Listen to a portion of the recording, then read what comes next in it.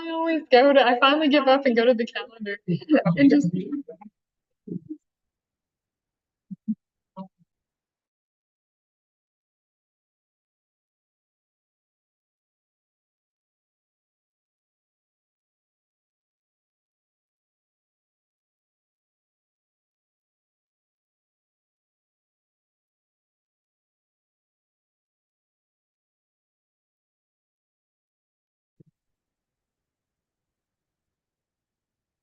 The July 15th meeting of the Scarborough Planning Board will please come to order.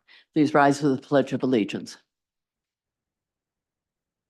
I pledge allegiance to the flag of the United States of America and to the republic for which it stands, one nation, under God, indivisible, with liberty and justice for all.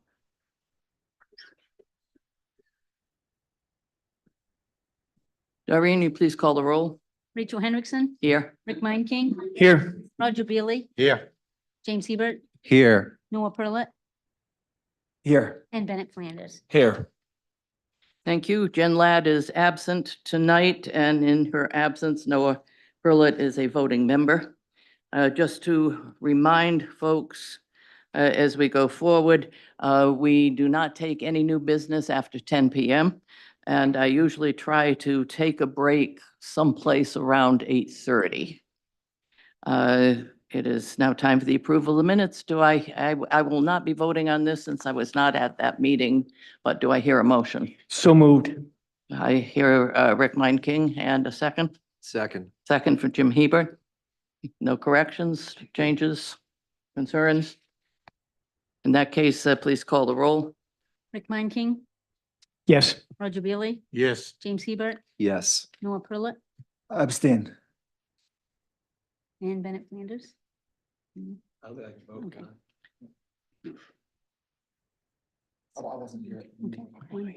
Oh, okay. We have 3 votes. That's all we need to approve them. Yeah. So thank you. So that was 2 of us who weren't here. He was here. Members present. Next item on the agenda, item 4.01, John DeSanto is requesting an advisory opinion review as part of a miscellaneous appeal application to the Zoning Board of Appeals. The application is to resume a non-conforming restaurant use in the rural farming zone at 521 Route 1. The property is further identified as Assessors Map U36, Lot 4 for the town. Eric? Thank you, Madam Chair. So Mr. DeSanto is currently in front of the board with a miscellaneous appeal application to the ZBA, which is by the town zoning ordinance automatically referred to the planning board for advisory opinion. That opinion is then forwarded to the ZBA that they must consider before they take action on the application. Staff's provided comment on the project with the main concern being related to the overboard discharge system and the impact to the marsh, as well as other main DEP inspection reports from the last several years. So with that, I would turn it back to you, Madam Chair. Thank you. And for the applicant, if you would please go up to the podium, state your name. I have some display stuff.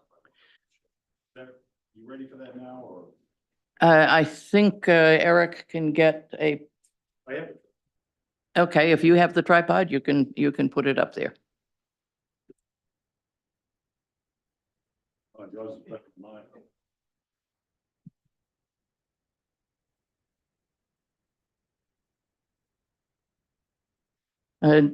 Mr. DeSanto, can you pull that over so everybody can see it? And the camera will pick it up. It won't do too well, but folks online may be able to see that. John DeSanto. And your reason for being here? To resume a restaurant and apply for the non-conforming use, get a Board of Appeals. All right, thank you. Go ahead. I think your main concern was the overboard discharge system. We've done extensive work to it. As you know or may not know, I haven't been there for about 4 years. And the prior tenant kind of neglected it. When I got back to it, and I'm gonna point out some of the improvements that I've made. There was a pipe that was broken. I've talked with the DEP. They're on board with us moving forward. We replaced a pipe that was leaking. That was the main discharge pipe that pumps from the restaurant up to the overboard discharge system. Put in a new grease baffle system. Distinguished the dechlorinator from the chlorinator, new chlorine feeder tubes, all new tablets, new motor, new fan belt, and another motor that's the aeration that drives the system. That radiates the water and brings clear effluent. We are pretty much done with our improvements on the outside. Spent in excess of $10,000 to improve the system. So I think that was one of the concerns. And if you have any other concerns, I'd be more than happy to answer any questions that you have. All right, thank you. This item is available for public comment. Is there any member of the public that would like to comment? If so, please approach the podium, give your name and address, and you are allowed 3 minutes for that comment. Is there anybody online with a hand raised?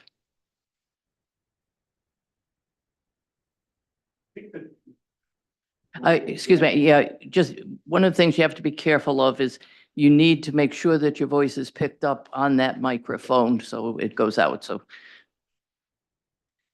All right, there's nobody making public comment. In that case, comment period is over. John, now I think what we're going to do is I'm going to turn this over to the board and they will ask you some questions. Oh, great. So would anybody care to go? Maybe they won't ask you any questions. Ben has a question. Thank you, Madam Chair. Can you talk a little bit about what you're doing to test that the discharge is going into the marsh is safe, clean? Yeah, I'd be more than happy to, and that's what I was just gonna prepare these for. I prepared these for all of you. And that, You could see. again, that did not get picked up, so. Sorry to keep you running back and forth, but for those people who are online, Back, thank you. I prepared monthly log state, is it too loud? What's that? Oh, thank you. Yeah, these are monthly reports that I did for 30 years now there. So I'm pretty good at it. And our contract with septic preservation, and also a diagram of the entire system when it was installed. And, oh, I'm making you work tonight. I have one for everybody, so how many do you have? 6?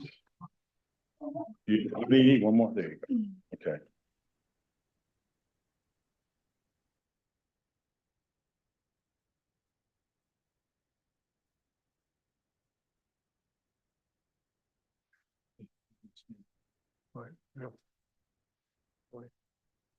Okay, so so these are tests that you perform monthly, is that correct? And oh, you will be performing monthly?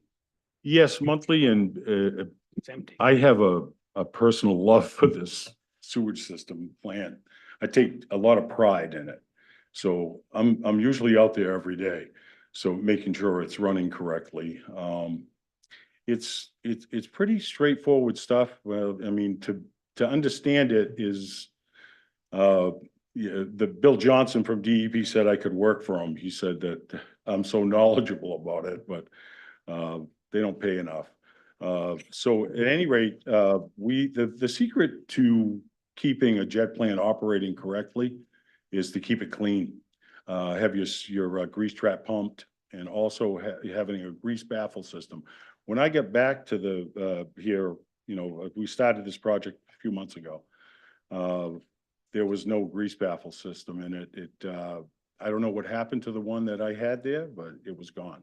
So I've installed a new one. It's an upgrade too. So you can't, grease will not get into the system, and you got to keep your grease trap clean. So most restaurants would do it, I think, once every 3 to 6 months. I do mine once every 2 months. Okay. I think one of the bigger concerns that some members, including myself, might have is that your discharge goes into the marsh directly. Is that correct? It goes into Phillips Brook. It's a Okay. river. Which goes into the The marsh? pipe, yeah, the pipe is underwater, Yep. and it's been that way for 30 years anyway. Okay. You mentioned you have a grease trap. Do you do oil and grease tests on your effluent? Part of the BOD and the effluent quality is the flock settlement. Grease is very apparent if it's there. And if it is, there's a problem you're having with the grease trap. It's either not being cleaned or you don't have a good grease baffle system, which filters out any grease, prevents any grease from getting into the system. Right, I understand. I just for information, I actually work at an environmental laboratory, and we do a variety of these tests that are on your sheet here. Right. This is why I'm a little extra curious maybe than some other people might be. And that I know that you can get like a liter of water and just do a test for oil and grease by EPA approved methods. In addition to suspended solids, settable solids, et cetera. It's Right. it's a test you can do, and I was just wondering if something you'd be willing to do to prove that you're not having your grease trap overflow. Not that I don't, all I know from right now is your word that you say it's not Well, getting grease in. That's what I'm It wondering. would be my pleasure because like I said, I take great time and pride into making that's how I make my living. And if that's not clean, then I'm not in business. Sure, yeah, I understand. It's obviously you have to have a healthy restaurant discharge. I think that personally I'd be more comfortable if I knew that there's oil and grease being monitored as well and the levels were being shown to be zero or near zero as discharging into Phillips Brook, because the marsh is very important to Scarborough. Everyone, it's a great site for, your view for all your customers, and I'm sure you know that, but it's something we really want to preserve here. Well, and I totally agree and totally understand, but I will tell you in 30 years, I'd never had a grease violation. So it just, Fair enough. just Okay. to, but hey, I'd be more than happy to make sure that that test was included. Okay.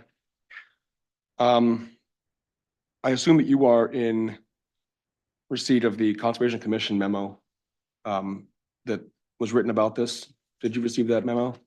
From the The engineer, Conservation, no, from the Conservation Commission of Scarborough? I didn't see that. Okay. Their recommendations were in order of preference. One was discontinue the use of the OBD system and connect it to the municipal sewer, which would be very difficult probably to get the sewer line out there. But there might be grants offered by Maine DEP to eliminate the OBD. Their second choice would have been to fully replace the system, which looks like you've done a lot of, I'm not sure you fully replaced it, but look, I mean, I don't know the details and I don't know how much they did, but you did a lot of work on it, I can see, which is helpful. And then their third option was continue use of the system, but implement a weekly sampling and reporting program. Do you think that weekly makes sense? Do you think that monthly makes sense? I guess I'm Okay, just trying to make sure. I think I'm aware of that particular memo. I've been so busy with renovations, but we can, I think it is a weekly basis, the monitoring, and I'm comfortable with that. Like I said, I'm there every day and I'm, like a mother hen looking over the system. How I make my livelihood. So, a weekly thing would be fine. In response to, replacing it, I've heard of no DEP grants that are gonna give you $500,000 or whatever it would cost to hook to a sewer, put a sewer line in. I highly doubt they're gonna be worth that Right. much. Yeah, Yeah, I mean, they're expensive. I believe it. I'm just saying what was Yeah. in the memo. So, those two things are out of the question. Definitely a hardship case, can't, hook to a sewer and, And the system's fine, you know, to eliminate it, just because it's old. The only thing that ever goes on those is the motor and a belt and, you know, upgrades. The system's fine. I Mhm. mean, it's solid concrete. But, you know, I just don't see any other feasible way of, you know, overboard of the discharge of the waste. Okay. Um. Another question for you, different topic. Um.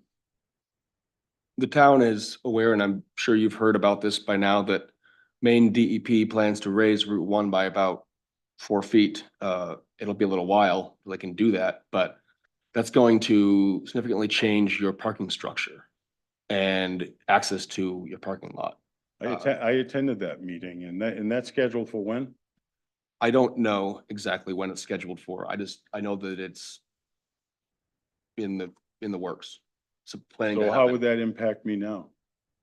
Now it wouldn't impact you. This isn't necessarily about you opening now. This is a question for you just to, I guess, be aware of or consider the fact that eventually it may be difficult to keep your parking lot Yeah, operational. they're gonna raise the road.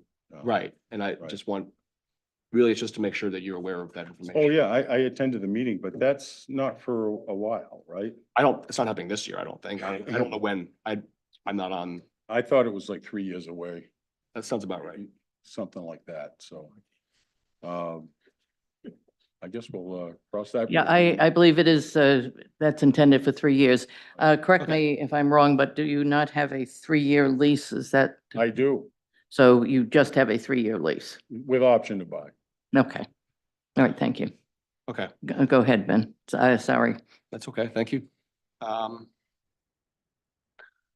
Really, I guess that's what my questions were, was just to understand a little better what you've done, what you're willing to do for monitoring, and just to make sure that you were aware about that and that you have a plan, or that you know, will be ready to figure that out when it happens. Yeah, let's hope so. Okay. That's all I have for now, Madam Chair. All right, thank you. Rick King.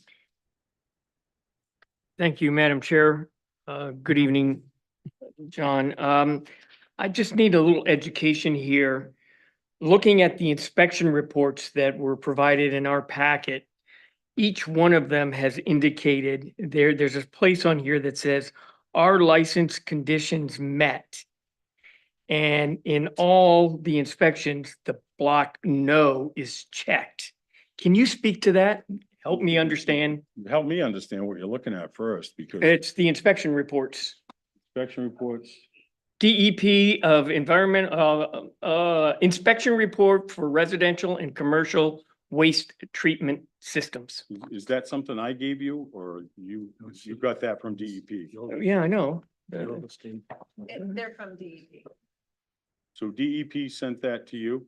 Can I jump in here? I think the Yeah, the timeline. Okay, let's have a timeout on this.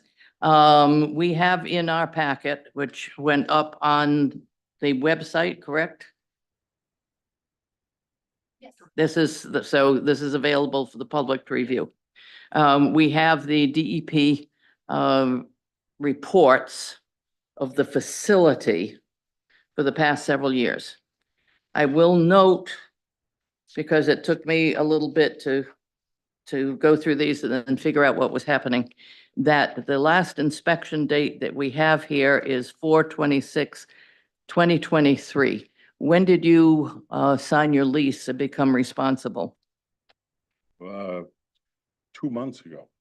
2 months ago. So these reports that indicate non-compliance actually are from a prior owner. So what can you tell us? I'm sure this is what Rick was heading towards, so I'll ask it. What can you tell us about all of the work that you've done? Is there anything else you want to tell us about what you've done to ensure that when we take a look at a DEP report, it says that all license conditions are met? Yes. Well, you can talk to Bill Johnson, because he has already paid us a visit to the site. And he can't get over how good it looks. I should have made a copy of that email. But he says, you know, it's ready to go. And I think I pointed out most of the things that I've done there already. And if he came down tomorrow, which he's already been there, and he's been apprised of all of this, I have sent him emails of all the work that's done. And he says, we're on board to approve, the conditions. All right, then let me recommend that when this goes before the zoning board of appeals, that information is included in anything that you bring and present to them. Oh, I'd be more than happy if I knew I needed it, I would have No, done it that's, tonight. that's why we have this session. That's great, yeah. Get thank you ready for that. Geez, and I thought I was ready for all of it. Oh, now, wait till you Even see the bought a rest of the tripod. questions. Rick, go ahead. That was mainly where I was going with all of this in I in a way that I was trying to be brief. But I can see your point because, no, a year ago, that guy did nothing. I have done, you know, above and beyond what needed to be done. And Well, if this can meet the requirements for the license, then I think you would be in your best interest to bring that to the zoning board. And I do have that email letter from Bill Johnson, DB, and he's in charge of, We'll see this again Over- after, over- if we may see this again. right. No, we won't. We don't. Okay, no site plan, so it's just a matter of getting the appeals. This is just the advisory opinion Okay. for the. All right, so resumption. we may not see this again, but I bet you they'll ask for it, so be prepared. Oh, I will be. Yeah, good. And I thought I was all prepared tonight. That's all I have, Madam Chair. That's okay. We're being gentle relatively. Well, Does someone else, Roger? Yeah, I think I was gonna be, question that also, who could verify that what you're saying? I have no reason to question you, but I think we need a professional, and this, Mr. Johnson would be the person. Bill Johnson is William Johnson. He is the professional. I spoke to him 2 days ago and I've been speaking with him all through this project. He has given his, approval. And if I had that email, I could show it to you tonight, but, he is on board. So this is just an advisory opinion. This is an advisory opinion. So it seems to me if we just, as part of the condition, this letter from Mr. Johnson or whatever. Already have it here Okay. in the crabbed little Okay. handwriting of Eric. Can I just clarify? Yes. To the point that Rick made earlier is we have a series of the past 4 or 5 years of inspections. So I would suggest that you get an inspection report that follows up with where you are. Because I've also talked to Mr. Johnson from DEP and looking at it. And I would agree, he's saying it's come a long way, but he's also saying it's of an age that would need replacement in sometime in the near future, whether that's after. Yeah, he said maybe in 3 or 4 years. I know he's struggled with this for a very long time, and Yeah, trying. he's happy I'm back, that's for sure. So I think having that inspection report, not just an email that we can interpret language as it is, it's really just that checkbox, I think, and it sounds like you're there, so I think it's probably doable. Well, I can address that for you because Bill is coming down before we open. to- No, we're just here tonight to do an advisory opinion. Oh, You would perhaps need to address that before the zoning board. okay. Let's see if there's anything else. We have anything else? Noah? Hey, can you tell us what was the date where you stopped your previous use of the building? September 7th, 2019. 19, okay. The reason I ask is because our first inspection report here is from July 21st, 2020. So that was almost a year after you sort of Right. ended use. And so these 3 reports are very, very eye-opening in terms of the effects of the system on Phillips Brook. However, they can't be applied to you. So what would be super helpful is that if we have years of these reports for when he was in business there, I think that would be really helpful to include those reports. So showing that you're a good steward and you've made sure that this system is continuously running and that all of the factors in here are considering receiving S's as satisfactory. Bill Johnson has 30 years worth of reports from me, and I'm sure that he still has them. I understand. Yeah, I think, John, what we're trying to do is provide you some guidance so that just make a note and go back and check the records and see what you got. In other words, one board member has suggested that if there are records for when you owned the property or used the restaurant, that it might be helpful to see what your records were. We're trying to provide you some guidance. It's up to you how you want to go. But we certainly are strongly urging you to make the strongest case you can that coming before us and then the ZBA, you have taken extraordinary measures to ensure that there is not going to be any sort of damage to Phillips Brook, that your system is clean, it's going to meet inspections. I believe you've already agreed to a weekly monitoring that gives us and the ZBA confidence that we could say yes. Well, we don't say yes, they say yes, but in Right. other words, we're trying to help you with that. So let's just move on and see if there are any other questions on any of the issues that were raised. I can provide all that information. That's great. And you're providing it to the ZBA. Right. Okay. James. Thank you, Madam Chair. One question, I guess, quick one for town. Where's the nearest point of connection they could have to municipal sewer? Is it right there, Route 1? It is in Route 1, but it's up closer to, I would say, where Southgate project is, up towards on the hill. So it's quite a distance. Like half a mile, mile, Probably 3/4 mile. 3/4 yeah. mile? Yeah. Okay. And I guess, question for the applicant, I guess, what's stopping you from connecting to public sewer, the financial impacts of connecting to it? Oh, money. Yeah. It's a lot of money.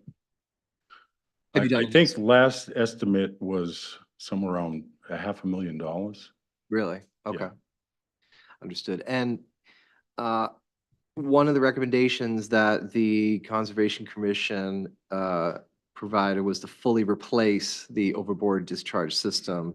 Would you be willing to consider that as part of, given like a 3-year timeline before you take complete ownership of the property? It's actually a good idea. Would that be a contingency that you would and be like- potentially agreeable to? In 3 years? Because Bill Johnson's already said it's still functioning properly and working, especially after the upgrades. But, his recommendation was similar to what you're saying, 3 to 4 years.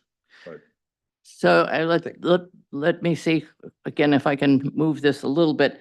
So are you saying that you would be amenable to a condition that we would send to the ZBA that should the system fail or otherwise become dysfunctional and obsolete within the next 3 years, you would be willing to replace it?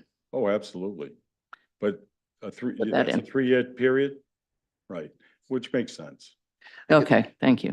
Thank you, Madam Chair. That's precisely what I was going to clarify. I would say as part of our recommendation to ZBA is to include a timeline, a strict, clear, defined timeline for a complete replacement, not repair, of the entire overboard discharge system as part of a contingency of approval by the ZBA. Thank you. Thank you. Noah, I don't know if I cut you off. Did I? Sorry, did you have more questions? You all set? Okay.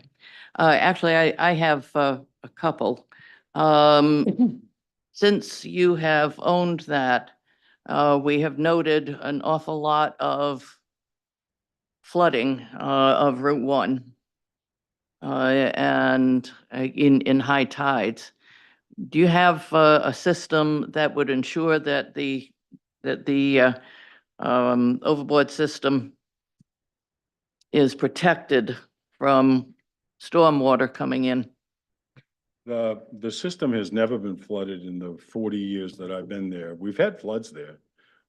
It's a once in a blue moon type of thing, but our restaurant sits up, the OBD system sits way up back of the property. So it's up pretty high. So water's never even come close to that, even on Hurricane Bob, Hurricane Andrew. Conditions have to be just right to get a astronomical, flood. High tide, full moon, eye of the storm, heavy torrential rain for 48 hours. And we've seen that, but it doesn't even come close to the overboard discharge system.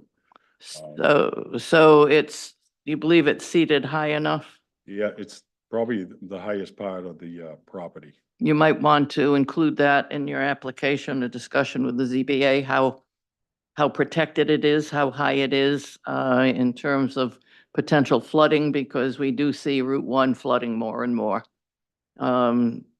with even ordinary storms.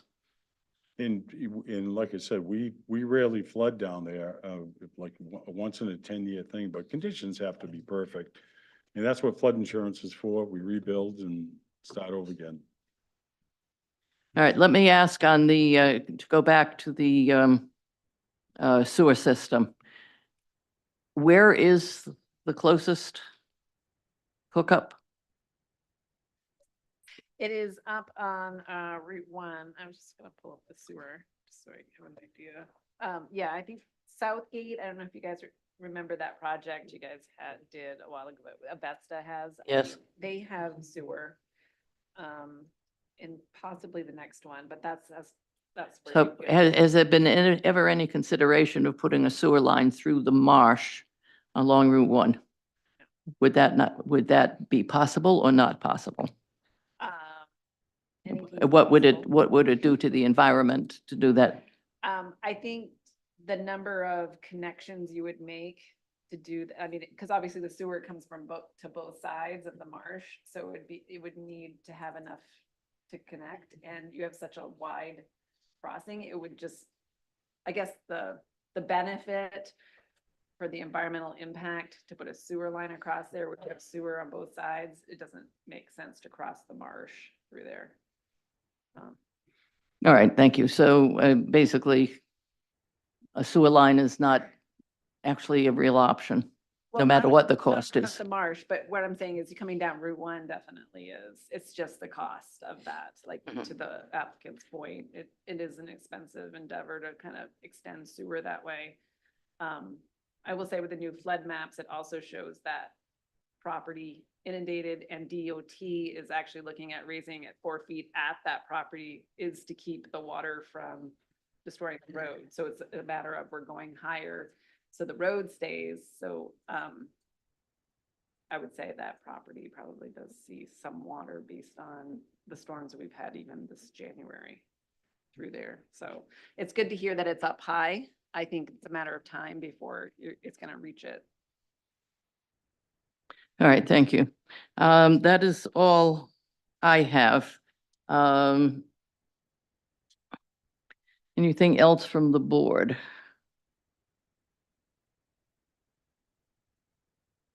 All right, in that case, I have a motion here, the planning board advisory opinion. In accordance with the town of Scarborough zoning ordinance, the planning board has reviewed the proposed resumption of the restaurant use of John's at 521 Route 1. The advisory opinion as to the zoning board of appeals is as follows.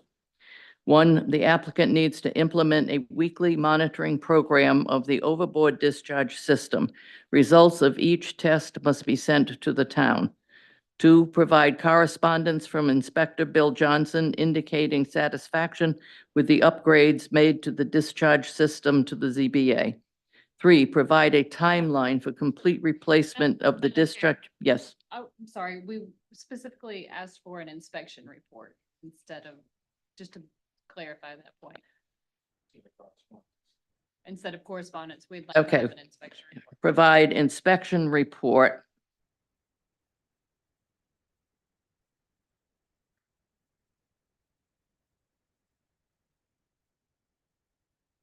Indicating satisfaction with the upgrades made to the discharge system to the ZBA.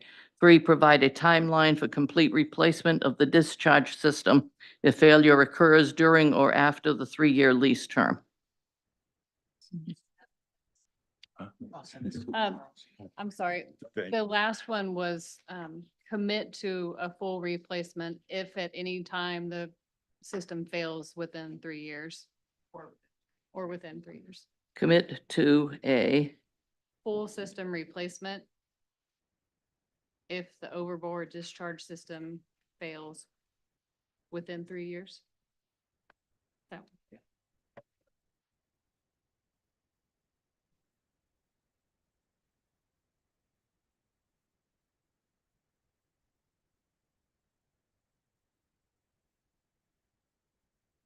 okay, and let's try it again. Commit to a full system replacement if the overboard discharge system fails within 3 years. Would anybody like me to read this again since we've done some changes? Otherwise, I have this ready to go back to Eric so that he can make sure that Doreen's got an accurate copy. Ben? I have one point that I would like to add, which was to add the oil and grease testing to the monitoring program. Because it wasn't listed on his original program sheet. Okay. Sorry to make it complicated, but. It's like a fourth. So that's a 4th. All right, 4.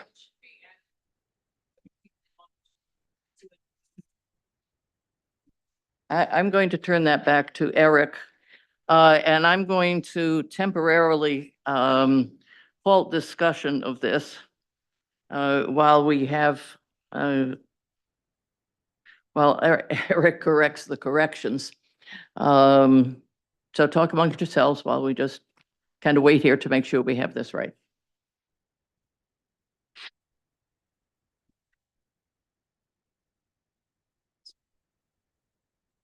Try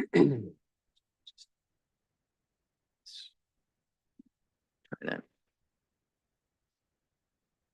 Okay, I'm going to try this again. In accordance with the Town of Scarborough zoning ordinance, the planning board has reviewed the proposed resumption of the restaurant use of Ann John's at 521 Route 1. The advisory opinion is to the zoning Board of Appeals as follows. 1, the applicant needs to implement a weekly monitoring program of the overboard discharge system to include oil and grease. Results of each test must be sent to the town. 2, provide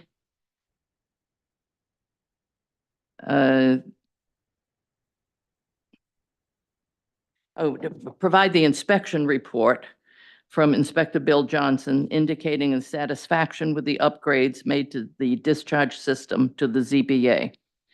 3, commit to a full system replacement if the overboard discharge system fails within 3 years. Are we agreed that that's probably it? Yeah. Now, can I get a second? I'll second. Mr. Hebert has seconded it. Doreen, please call for the vote.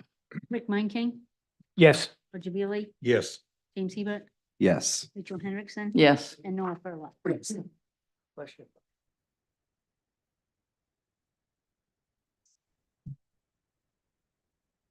Thank you. Thank you very much. You're free to go. You are released from this meeting. And this report will be sent to the ZBA.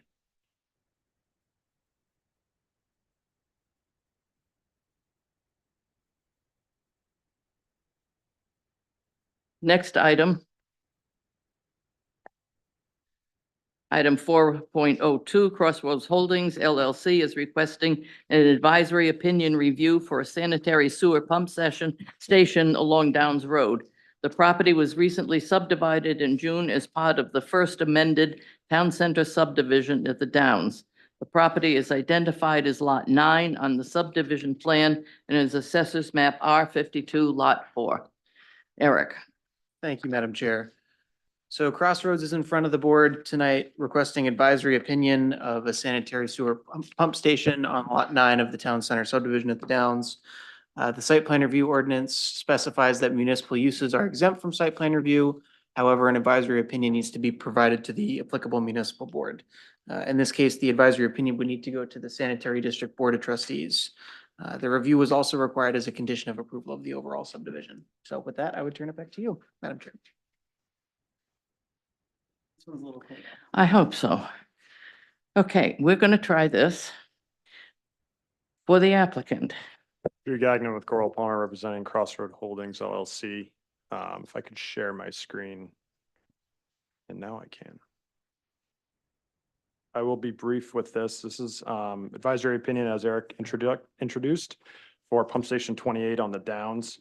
So the location of it, what you're looking at here is Town Center subdivision, kind of a zoomed in version here. So Market Street is down here on the bottom of the page, and Downs Road runs east-west across this plan. The pump station, which is known as Lot 9 on the Town Center subdivision, is located over here on the left-hand side of the plan.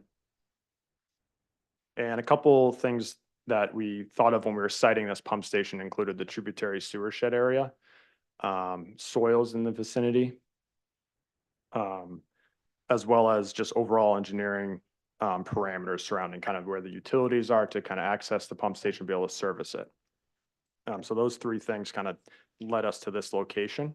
This pump station will pump the flow for the sewage of this area down to pump station 27, which ultimately then goes over to Higas Parkway and makes its way down to the treatment plant. This is a site plan for the pump station, just shows an access road where utility vehicle can service the pump station along with Scarborough Sanitary District vehicles. Pump station is going to include a 16.5 by 17.5 foot building, which is about 400 square feet, somewhere around there. Generator, transformer pad, and a wet well with submersible duplex grinder pumps. That wet well will be about 23 feet deep, and that'll pump back up to the pump house, which will contain the force mains and electrical components for the project. This is the same, very similar situation that was provided and constructed for pump station 27, which is about 1,500 feet south of this site. And this was what was provided in your advisory opinion application package. It shows a shed style roof. It's a concrete block wall with gray brick veneer siding. And then the layout of the pump station, again, pretty simple, just electrical controls along with just heat conditioning, as well as the force main piping that's going to contain the flow meter. With that information, I am happy to answer any questions from the board. Thank you. Thank you. This item is available for public comment. Is there any member of the public in the room or online that would like to comment? Please approach the podium, or if you are online, raise your hand.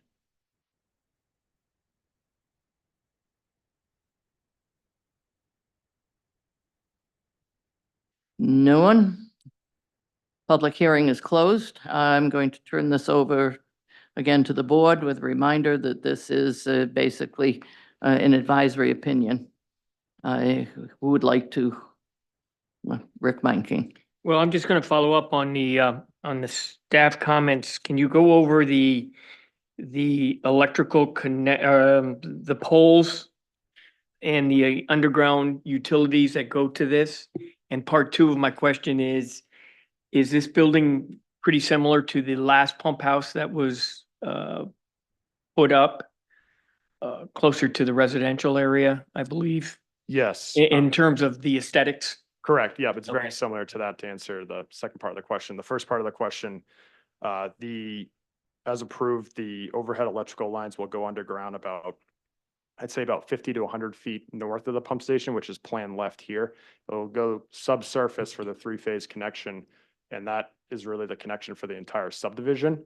This project will connect to the underground 38Y manhole that's just in front of it, and service the rest of the site with that. So we're not proposing any poles that would go through the pump station. That occurred on the first one, I think is where the comment originated from. Because there were actually already poles in place when we were there to set the pump station. So it was kind of an order where the poles came first, then we had to work. So the only poles we're going to see is going to be on the Downs Road. Correct. Yeah. Okay. This will all be subsurface. Okay, thank you. Thank you. That's all I have. Sorry. Anyone else? I actually have a question. Could you talk a little bit about the landscaping surrounding this? Certainly. So proposing, I believe, few maples and few balsam firs buffering the site, as well as some ornamental grasses, which is that hatched pattern. We're proposing some mulch along the back slope there, and the rest is just vegetated, normal grass, lawn seed. Are there trees surrounding it already? I'm trying to figure out how it looks in context. There will be trees on the left-hand side of the plan you're looking at here and towards the rear. Other than that, the Downs, it's pretty much right in front of where the existing Downs Road is today. Right, what kind of grass? It'll just be a normal lawn, mixture. I can get the exact details for you. I think, well, you talked about, I think, blue stem. Is that what it is? I believe so, yeah, that sounds accurate. I can double check for you. Okay, I guess my druthers would be that you beef it up just a little bit. You've been pretty good with the landscaping. But this seems a little bare. So I'd like to see more.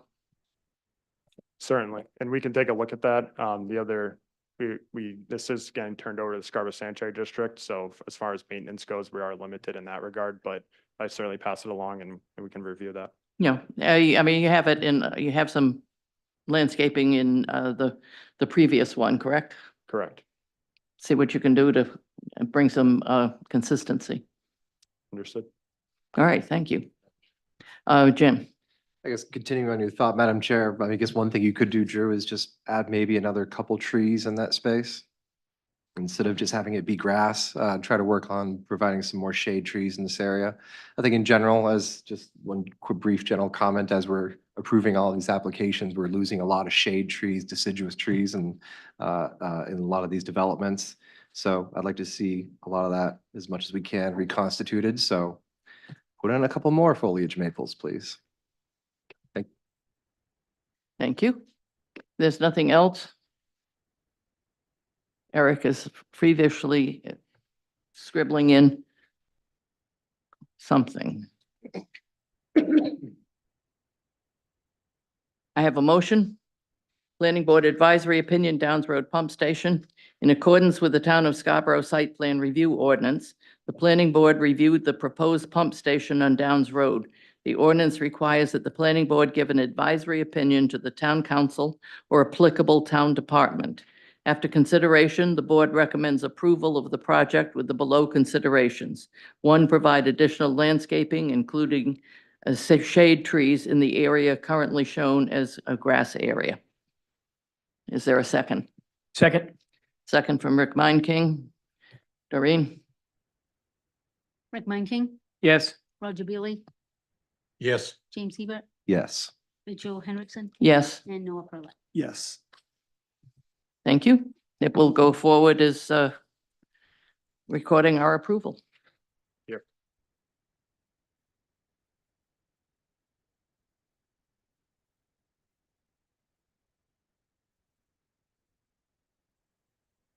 Next item 4.03, Crossroad Holdings LLC requests review of modification to the 6th amended Town Center Residential Subdivision at Scarborough Downs.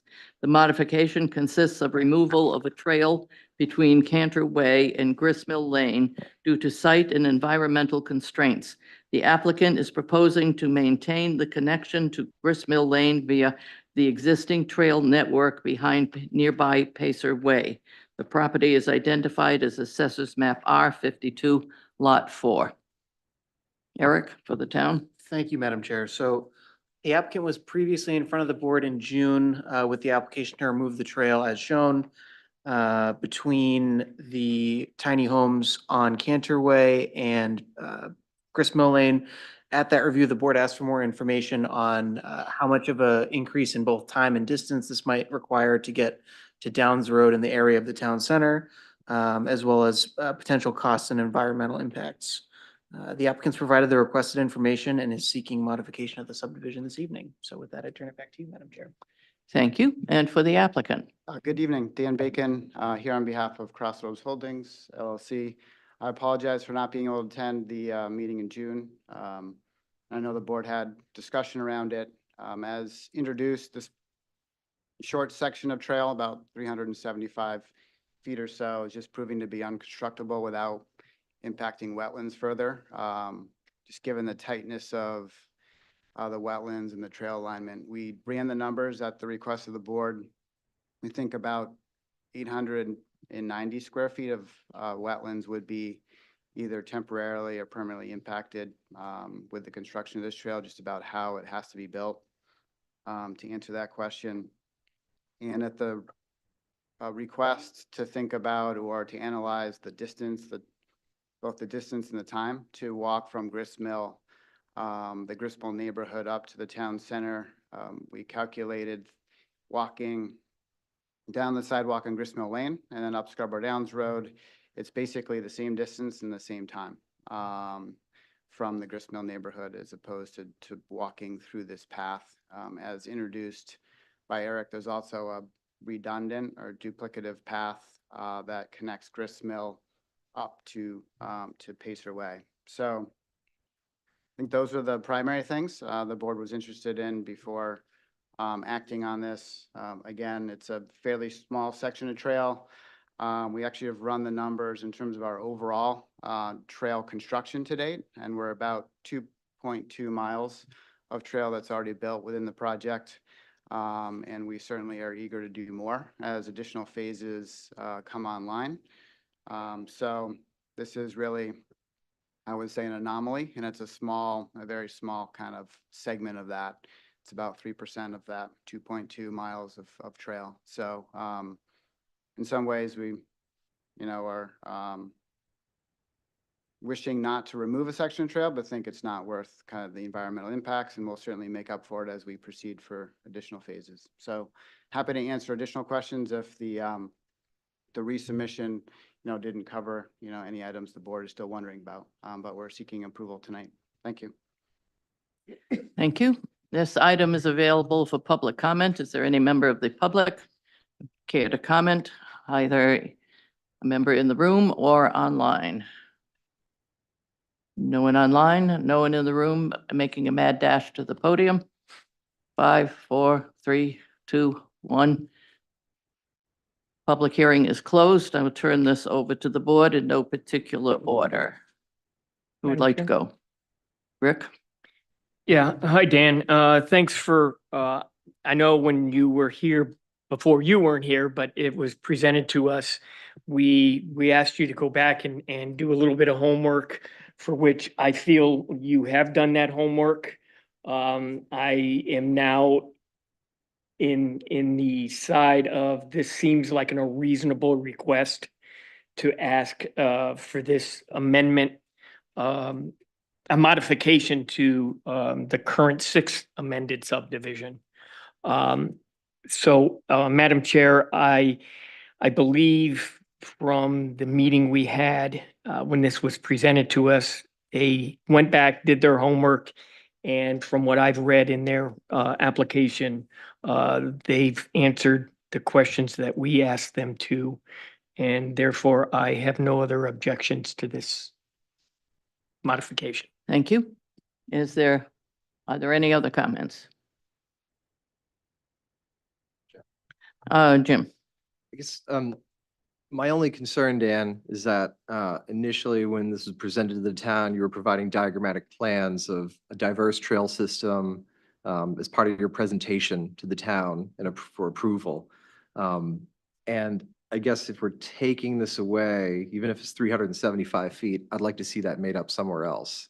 As someone who goes through the downs as part of my semi-commute to wherever I go about in town, because I like to see what goes on in there, and so do my children, as far as the construction's concerned. There are a lot of people walking out there. They're walking their dogs, they're walking their kids, they're walking themselves. And to eliminate even this connection from these two small sort of neighborhoods, the tiny houses and the small development here, I think it's a missed opportunity, and I would support what you're doing here if you were to provide this, a similar newer permanent, not temporary, 375 feet of trail somewhere else that can accommodate, that can be accommodated on this site. I just want to see it made up elsewhere. And do you guys have, don't you have a trail consultant on your team? We have a team member that actually focuses on bike ped and trails. Okay. Internally. Yeah. And we share the same sentiment. So with each phase that comes along, we're always looking for trail opportunities, and recently approval on the second phase of town center subdivision. We're creating that trail that's going to connect to placemaking that Intermed is Mhm. establishing. And then as we get further through permitting, that's going to connect all the way up into the innovation district. So we're on board for kind of meeting your expectations in terms of additional trails, and that's our goal as well.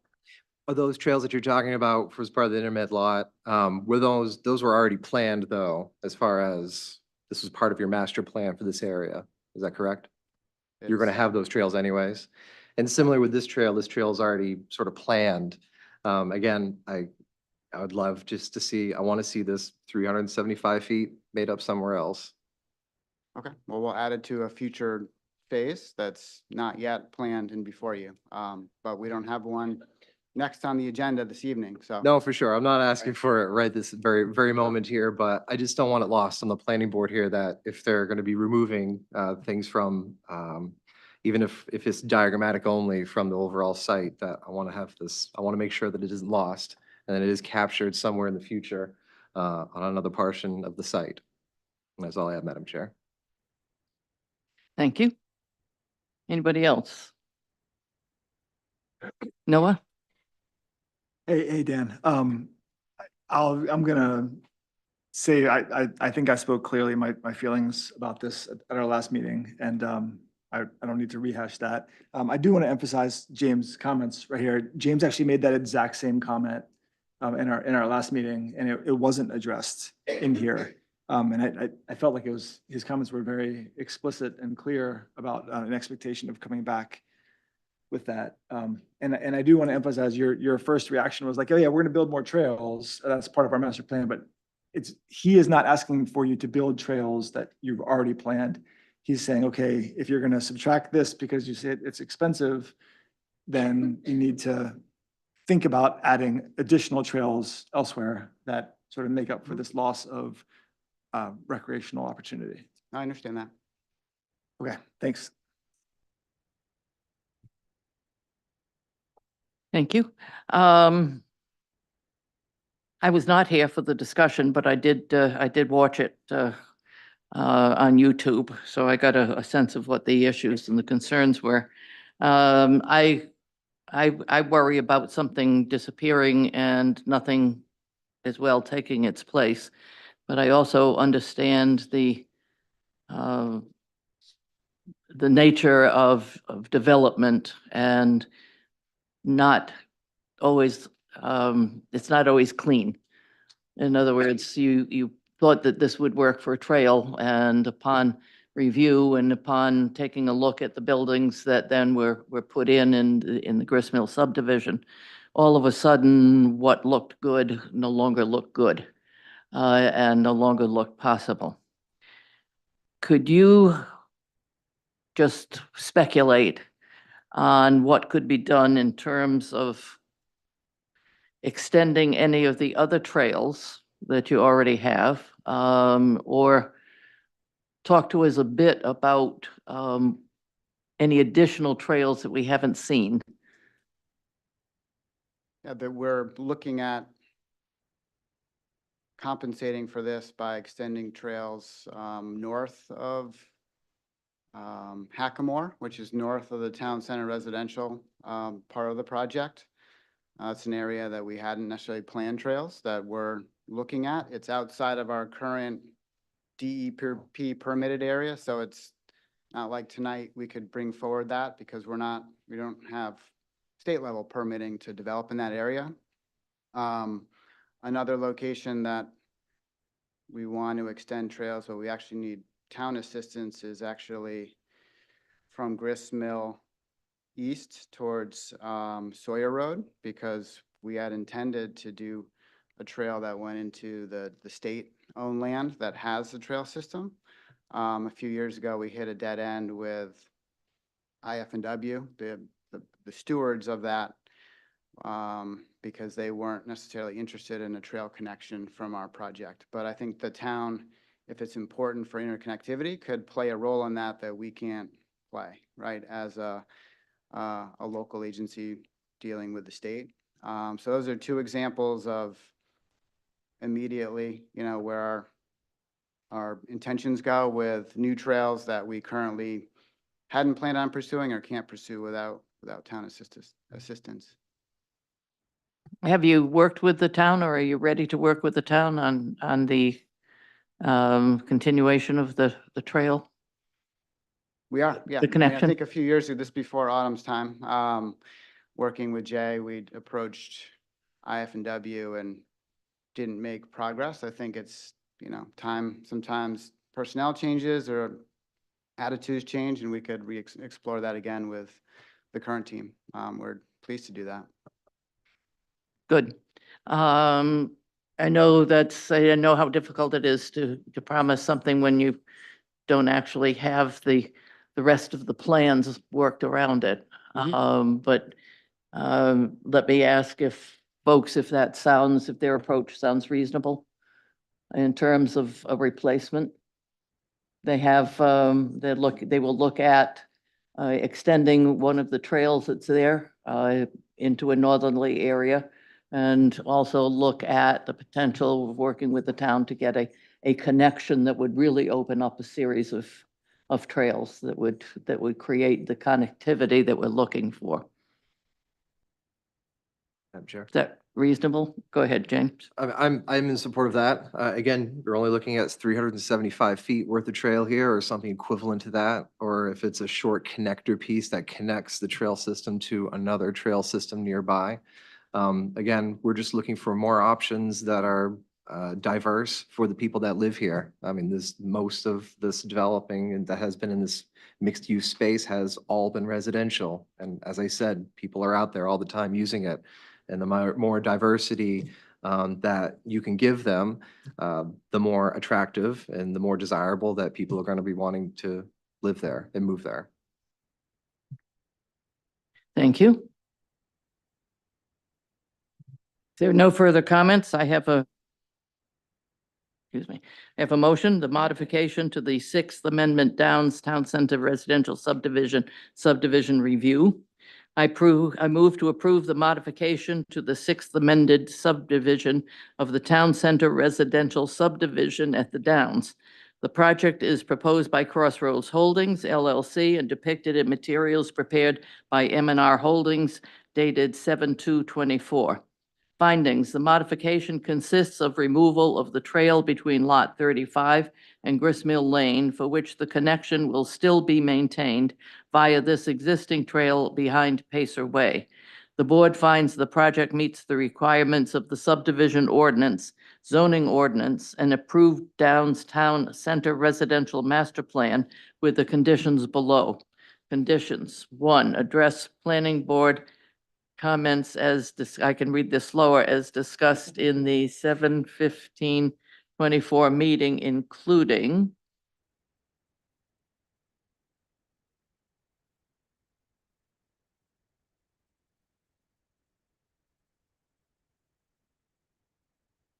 Are we making you nervous, Eric? Very. Suspense is killing me.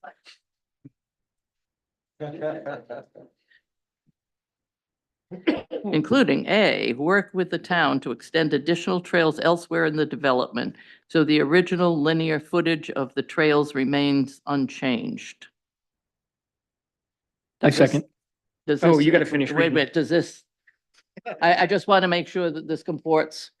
Work with Yep. the town to extend additional trails elsewhere in the development, so the original linear footage of the trails remains unchanged. No, just find 300 feet. Madam Chair, I would say remains at or above the original levels, because it's gonna be very difficult to get exactly 375 feet somewhere else. It remains at or above 375.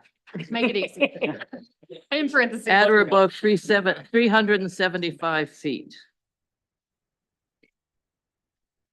2, the applicant shall provide a complete updated construction plan set to the planning department. This shall be reviewed by the planning department. Is there a Second. second? Second, Rick Meinking.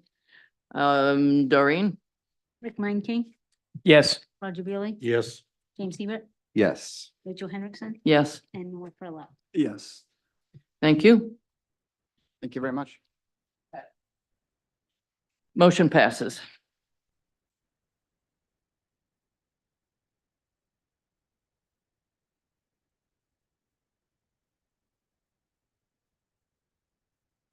Next item on the agenda.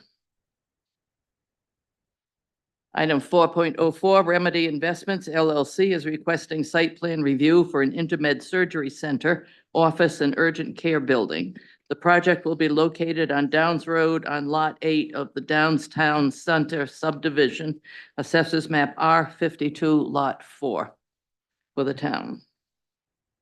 So the applicant currently in front of the board with a site plan for a surgical center, urgent care and office on Downs Road, as was mentioned on Lot 8 of the Town Center subdivision. At the board's meeting in June, where this lot was approved, comment was made in relation to the trail network at the Downs, which staff has spoken to in our staff report, parking as well as circulation issues. This is the first time the project is being reviewed by the board as a previous sketch plan was tabled. With that, I would turn it back to you, Madam Chair. Thank you. And for the applicant. Good evening, Drew Gagnon with Laurel Palmer representing Remedy Investments LLC.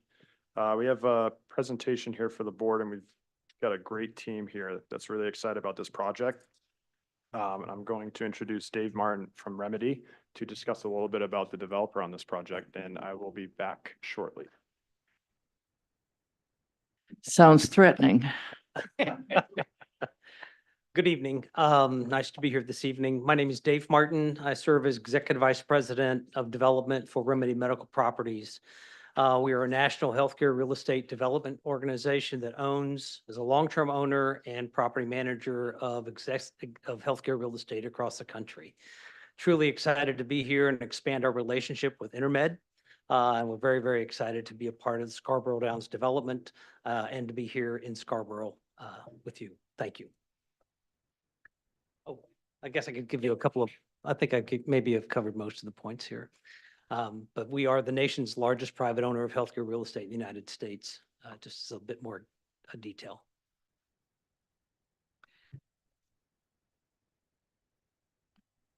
And Roger Poitras from Intermed is going to say a few. Good evening, Madam Chair, Board. Like Dave indicated, we are very excited about this project. How to advance this? There we go. When we looked at this project about a year ago, we kind of assessed the needs of this community from a disease prevalence as well as a demographics perspective. And we believe we've compiled a pretty good list of services offerings here from OBGYN, family medicine, pediatrics, full suite of surgery, modalities of imaging and laboratory and endoscopy. If you're not aware, 37% of the residents of Scarborough are patients of Intermed, and we are currently servicing them through our Portland or South Portland locations. And this location will allow us to expand those services and make the care a little bit closer to home where people live. Thanks, Roger. All right, and quickly going over the proposed development here. So we're looking at just a rendering of Town Center subdivision. This is showing the Intermed proposed site, which is on Lot 8, which was, again, as Eric mentioned, was recently approved. And then the Town Center Phase 1 subdivision is in the lighter gray over here with the approved buildings as well. And obviously the remaining development surrounding it in kind of that orange yellowish tone. So the site's on about 5.25 acres. The proposed building is 62,600 square feet. That's over 2 stories. So the footprint is 31,000 or so square feet. Proposing 302 parking spaces, which is a 5 per 1,000 square foot ratio. As far as circulation, this is provided in the packet, but just to kind of review it, and this next slide blows this up a little bit more. There we go.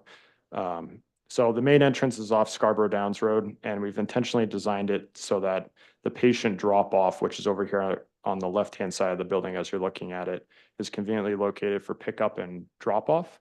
And then those vehicles can exit throughout the site down the same driveway down Scarborough Downs Road. So we've intentionally designed that for good circulation as well as having the 302 parking spaces adequately serve the development. The other access drive we're proposing is off the future public way, which will have a name shortly. And recognizing the amount of traffic and trip ends that we're proposing on this development, we strongly, and we're proposing 2 entrances on this development so that we can adequately serve the development as well as keeping traffic minimized around the town center intersection, right? So we've talked a lot about trying to minimize the traffic that goes through the intersections. And again, this is kind of planned right and off the page. Let me go back to this one over here. So keeping traffic away from the heart of the downtown where it's pedestrian oriented. So 2 entrances will help propose that and keep that and maintain that development goal. Again, this public way will eventually connect to a future road, which will connect all the way up the Payne Road in separate gridded development. So we feel that these 2 entrances will help isolate the development and those trip ends from the town center.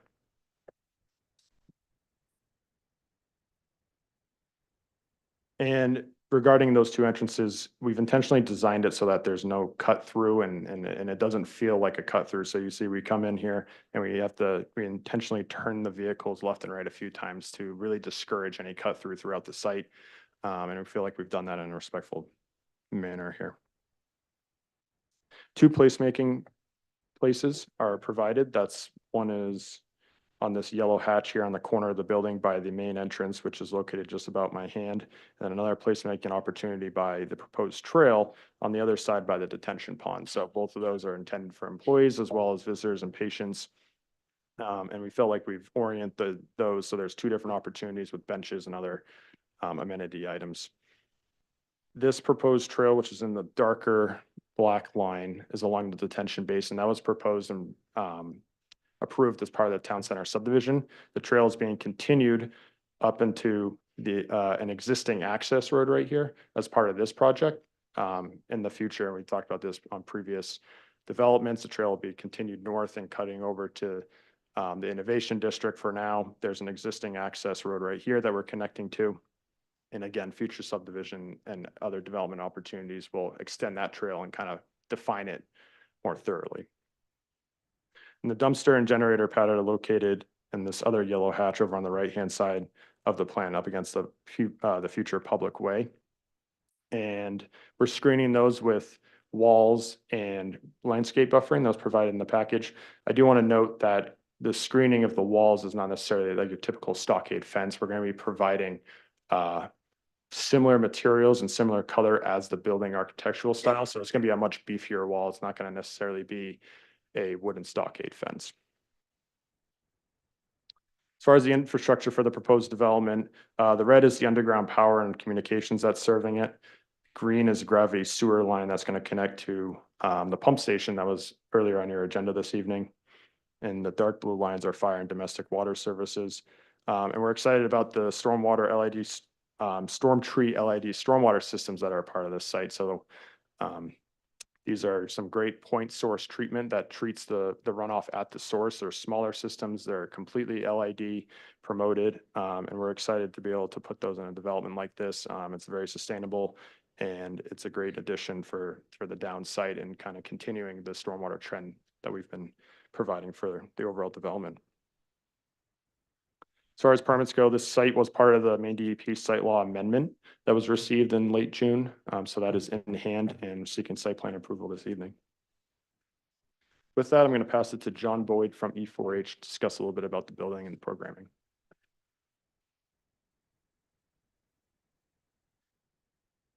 Hello, good evening. I'm John Boyd with E4H Architects, Director of our Portland office. We have, as this slide shows, national presence, but we originated from New England, and being in our Portland office, we serve a lot of the healthcare clients that we focus on throughout the state of Maine and also regionally in New England. So as Drew mentioned, the building is a two-story building. The ground floor here, we have ambulatory surgery section, which is at what would be the front facing the Downs Road in yellow, and an imaging center at the back, which is in the sort of light blue, purple color. Upstairs, we have an urgent care, which is represented by the pink salmon color, and then medical office, which serves several different specialty clinics as well, on the second floor above the ambulatory surgery. So a lot of thought and detail went into designing the building. As you know, this is a very prominent corner. It's a special project, it's a special place. And so we've designed the building in a way where we're using a variety of different materials, which are similar to some of the other materials that are being used on other projects out at the Downs. We've broken down the massing of the box of the building and provided sort of a, we call it the hat, an overhang there that really helps advertise the building in the community. There's two covered canopies here that you can see in this image. The closest one to us in the drawing is for ambulatory surgery discharge. So patients are discharged here separately and not through the front door in the waiting room. And then the one that's a little bit more towards the back is the main entrance. Here's another view of the opposite corner, which shows the building as it would appear with the Downs Road running left and right, and the as yet named road running off the page to the right.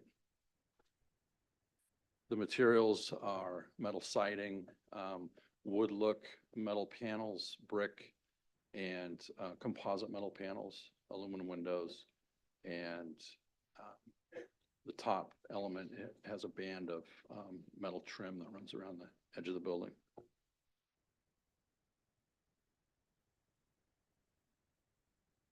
I will leave it there, and are you gonna get up here? Okay, great. Thanks. Thanks, John. I do want to go back to the site plan on one item that I did want to mention.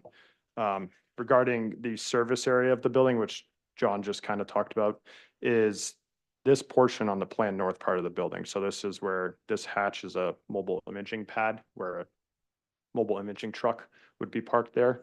So we've designed it for a large truck to maneuver through the site and enter and exit back on the Scarborough Downs Road, avoiding the town center intersection, which was part of our condition of approval from that subdivision.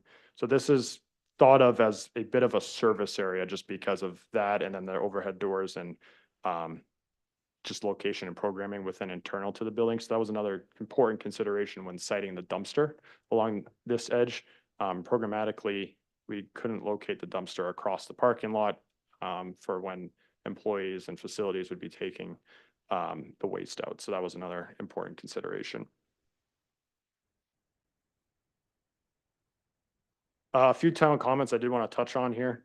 So the operational hours, it will be up to 8 p.m. on weekdays and weekends. That includes both Saturday and Sunday. We confirmed that earlier this week with the team. There was a note about shared parking and discussion around that. So the applicant isn't obviously proposing any shared parking because that would depend on a separate adjacent use to be able to share it with. Certainly can review that if that time comes up. We feel that's more of a project to project consideration, but we certainly acknowledge the comment. And also regarding the parking, we're providing 5 spaces per 1,000 as a parking ratio.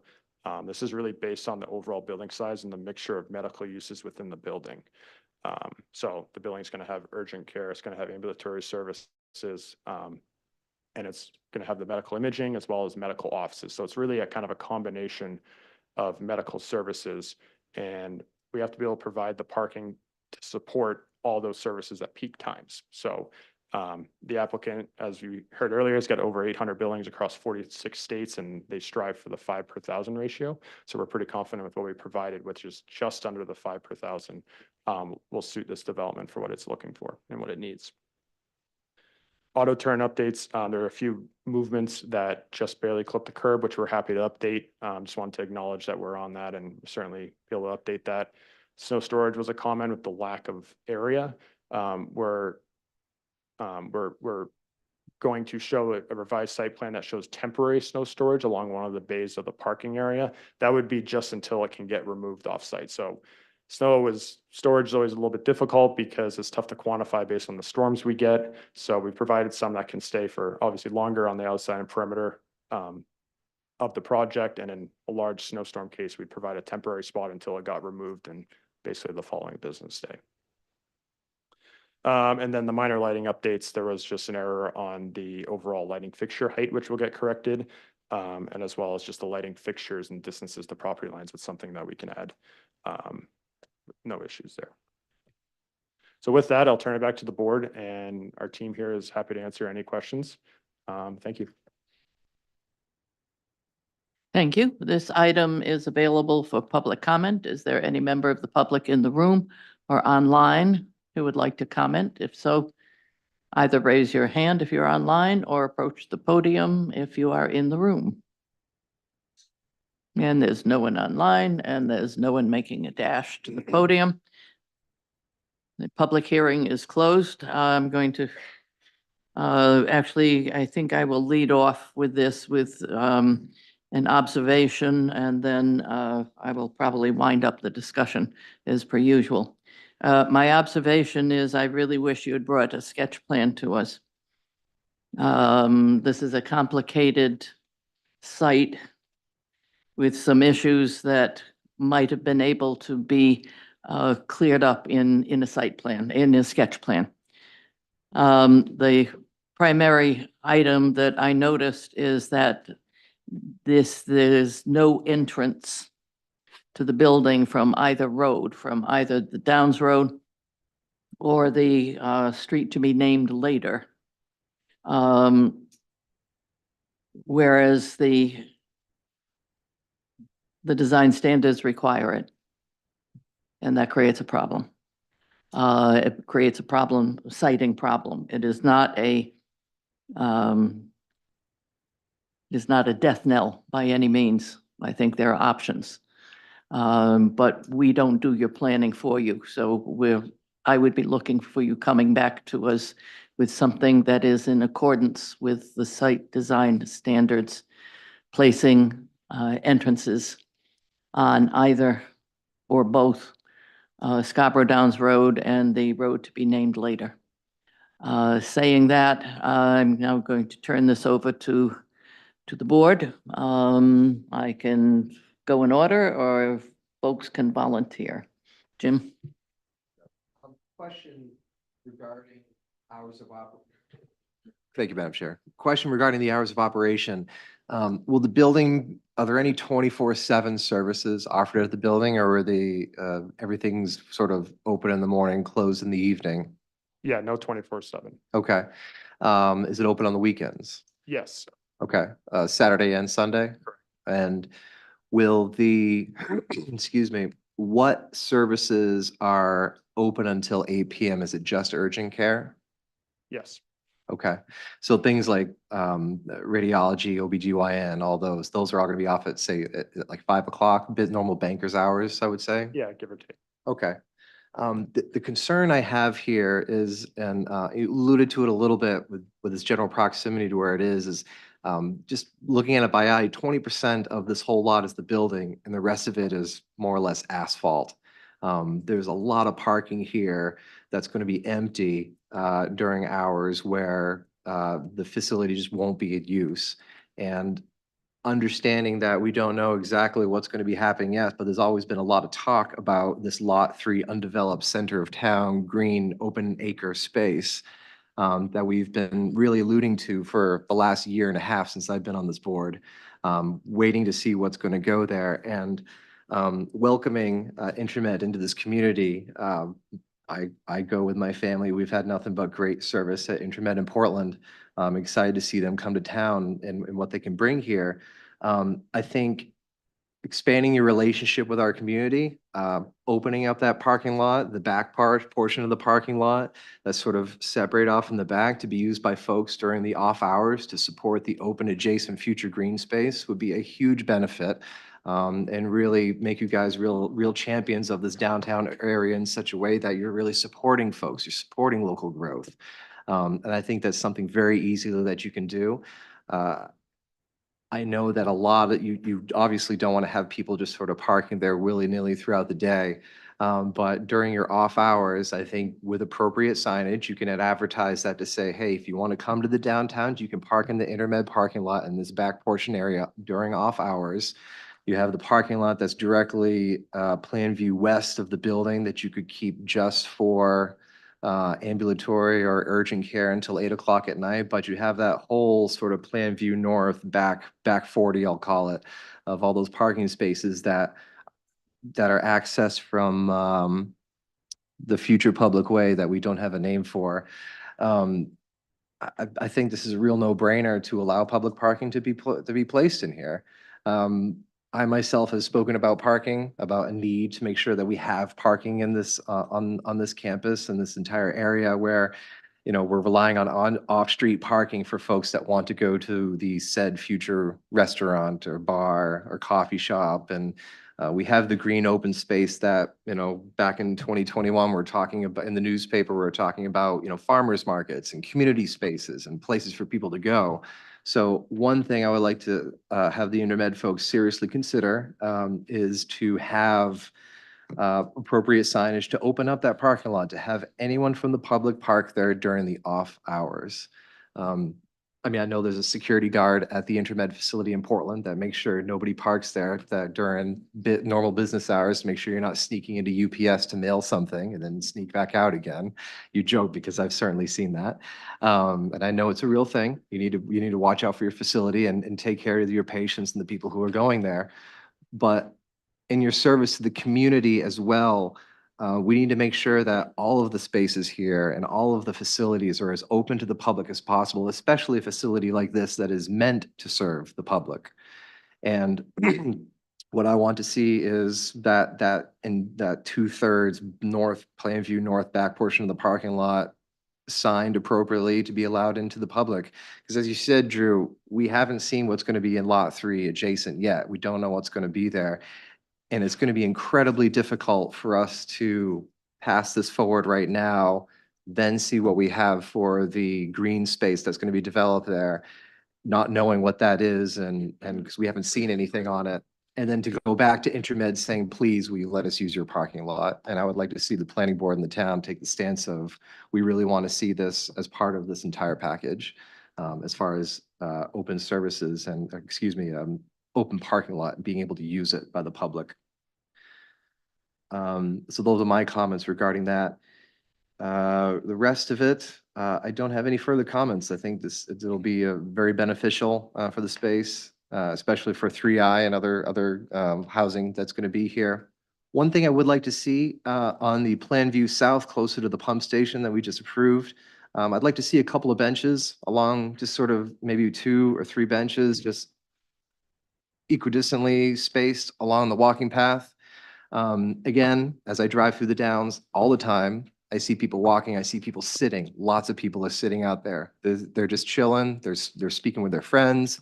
And while the benches that you have there on that intersection that enters the Intermed campus, it doesn't really preclude itself to somebody just casually walking by and sitting on that bench. I don't think you're going to find all those benches taken up at any given time. So I would like to see a more equal disbursement of park benches and places for people to sit or animals to relieve themselves along that entire trail for this portion that's here. Those are all my comments that I have right now, and I look forward to the next iteration of this plan as it goes forward. Thank you, Madam Chair. Thank you. Who's next? Roger? Thank you. When I first read the staff notes about the sharing of the parking lot, I was somewhat concerned about that myself, because I've in the past, I've voiced my concern about lack of parking at the whole center. And we've even talked about parking garages and things like that. And where this, first of all, I think this is a terrific looking building. And the location, I think, is really ideal. It's going to be a real signature building right at the center there. But I'm concerned if the park area that James refers to is as vibrant as we hope it is, there'll be people looking for parking. There'll be people like me going there looking for parking spaces. And I'm concerned about maybe using your space for parking. Now, maybe there's a way you can, provide us with some information as to, do you require more parking during the week than say you do on the weekend? If you can somehow quantify that, and maybe then it would make some sense to allow some extra parking spaces for shared. But I'm a little reluctant. I mean, I agree. I tend to agree with your the 5 per thousand, because we saw this at the other medical facility. We had a big discussion at the other medical facility in town about the very same thing. So what you folks, excuse me, are saying carries a lot of weight with me, because you know what you're talking about. So I am concerned about the sharing of the parking space, unless you feel you can comfortably do it, without jeopardizing your patients.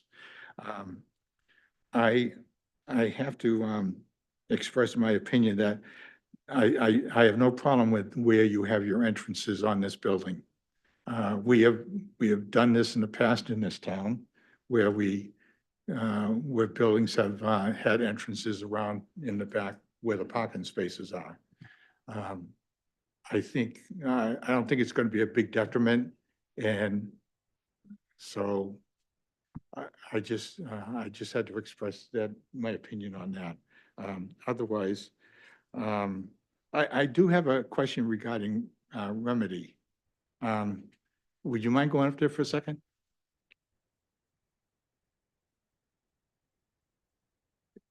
As I understand it, you're basically, you're like, you're going to be the landlord, and you have no operational function with the facility itself. That's correct. Okay, that's what I That's just. correct. Yeah. We'll leave that to the intermed professionals. Okay, great. We're just good. a real estate landlord. Okay, That's good. correct. I don't think, I think you've answered quite a few of the questions, and I think you recognize some of the concerns Drew does, obviously. And so I'm pretty well satisfied at this point. See what you can do on this concern about the shared parking. And Sure. so, thank you. Thank you. Thank you. Rick?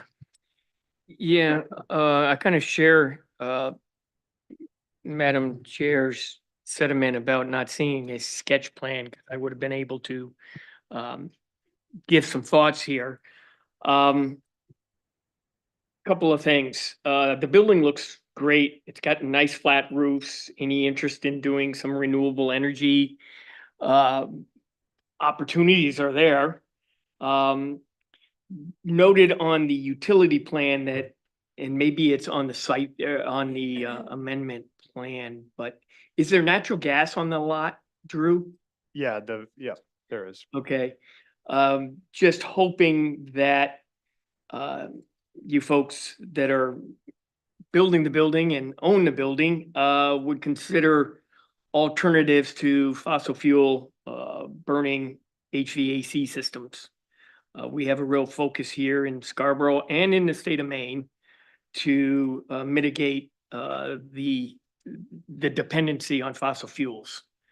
And so I would offer this as an opportunity for you to demonstrate your commitment to Maine's commitment of doing no harm to our environment. Because I don't have the opportunity or the floor during a sketch plan, you're hearing this now. And I'd like to see you come back with some sort of plan on how you're addressing not only Scarborough's comprehensive plan and the outlines that are in there, but also the Maine Won't Wait Climate Action Plan and how this building is going to fit in with those ideas. I think you, again, have a great looking building signature in that area. I share the same concerns with the parking and the number of parking spots. I do know that you will revisit the EV standards because it's improperly referenced according to the staff comments of multifamily requirements versus a medical office facility. Yeah, the correct number we're shown, the percentage was wrong. It was a Okay. percentage was inaccurate, but we will definitely clean that up. All right, yep, clean that up. So there's some cleanup work to do and address some of the, how is this going to be a benefit to the town and to the state of Maine? With that, I'll leave it back to you, Madam Chair. Thank you. Who would like to go first? Okay, Ben? Thank you, Madam Chair. I guess my initial thought at the parking lot was a little bit different. It was that it was kind of a maze if you get stuck in certain parts of it. And I recognize that you want to keep people from crossing the parking lot, and causing problems, but you also don't want people getting confused and lost in the parking lot. Suppose with appropriate signage, you could always say, go this way, and it wouldn't be much worse than a parking garage, but it seems to me like getting to the entrance, the first one you talked about, the one that you go in from Downs Road, you got to go, right, left, around a big circle, then go back out. It seems like someone's going to be, the more you have people driving through the parking lot, especially for drop off, it seems more opportunity for, potential accidents or taxis coming through there and they're off to their Uber off to their next ride. I'd like to see a little bit somehow addressing the safety concerns. Maybe you can do more speed bumps. Maybe you can do just better directioning or something, but it seems it looks like a maze at first glance from above. And I don't know if that's just my opinion or what, but I want to express it. I also was questioning if you could just explain the reason that you decided to seek the second waiver, which was separating the parking area from the building by 5 feet of landscaping. Is it, I guess it really is the sidewalk that's approaching the building. Just kind of talk me through why that was decided to do that. Yeah, certainly. So the sidewalk up against the building is more of the urban development feel. And we wanted to provide that I think some places are 9 feet sidewalk all the way along there so that pedestrians aren't getting necked down to 4 or 5 feet just to provide a 5-foot planted island. Again, those edges are on the northern side of the building, which obviously doesn't get as much sun exposure as well. So actually vegetating that might be a little bit more difficult. We did provide it around the southern and up against the road on that side. But the main reason was just kind of the urban design element of having the sidewalk up against it and not trying to neck pedestrians down from crossing each other along with patients and people helping the patients in and out. That was the main design consideration for it. Okay. Yeah, thanks. I just kind of was wondering why. All right. I guess I'll echo, my colleagues' comments. I'm more in the line of shared parking. To me, seems like a good thing if we can make it happen because, people coming in the evening to go to restaurants or whatever might be in this area, or visiting friends or something. If that's a way that can be feasible, I would be in favor of more shared parking in off hours.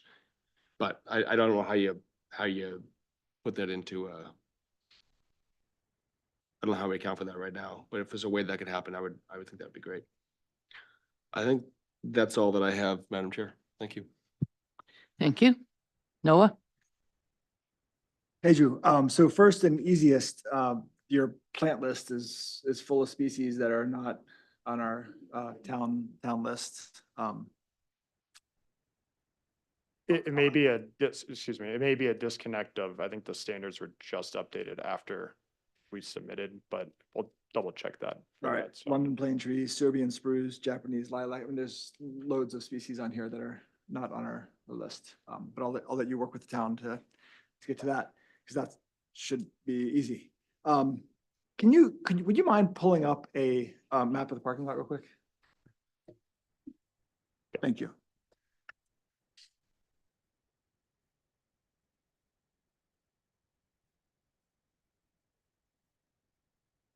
Awesome. Can you walk us through snow removal? Where it's gonna be, how it's gonna get moved off? Could you just show us that? Yeah, so we provided, and it's not on this plan, but it's I think it's C-101, Autumn, if you want to scroll down to it, or up to it. Provide some bubbles on where where the snow is proposed. Yep. Obviously, that's snow piles, right? So that's not just a flat area. It's gonna be, varying in height. And then what I discussed in the introduction was providing possibly a bay of parking as temporary snow storage until it gets removed off-site. So a common theme, which we've done a lot, and again, it happens in urban developments such as the Downs like this, is you provide what you can for snow storage. And if you, depending on those, 24-inch snowstorm, there's not many sites that can support that. You haul it off-site. So that's essentially what we're doing in this case. And we'll just provide a temporary spot for, again, just to push it to get the spaces cleared, and then it would get removed the next business day as soon as the crews could do it. So that's the plan for the snow storage. And so presumably the Downs has other parcels where they have a similar circumstance where they have to remove the snow? Certainly, yeah, and it'd be a contractor that would, remove it off-site to a facility. Okay, so that's my question. Is the removal going onto the Downs, whatever, 600 acres, or is it external contractor that you're gonna hire and they're gonna take it to where you don't know? We don't specify. It'd be the contractor would haul it off-site. So it'd be part of the cleanup. Okay, cool, thank you. And so my next question is, and I looked for this, and I apologize, maybe it's glaring, I missed it. Can you tell me the percentage of the parcel that is developed impervious surfaces? I believe it is on there. It should be just, I tried to find, I'm sure Yeah, it is. sorry. Just under 80%, I think, total impervious. Total impervious, But yeah. then the landscape parking standard is met with the 15% of the landscape parking lot Okay. is non-impervious. Okay, and so that 20% of non-impervious surfaces includes the the stormwater retention pond, right? Correct. Okay. And so can you give us, I realize that this is a GIS question, but can you tell us, aside from the stormwater retention pond, how much of this parcel is non-developed?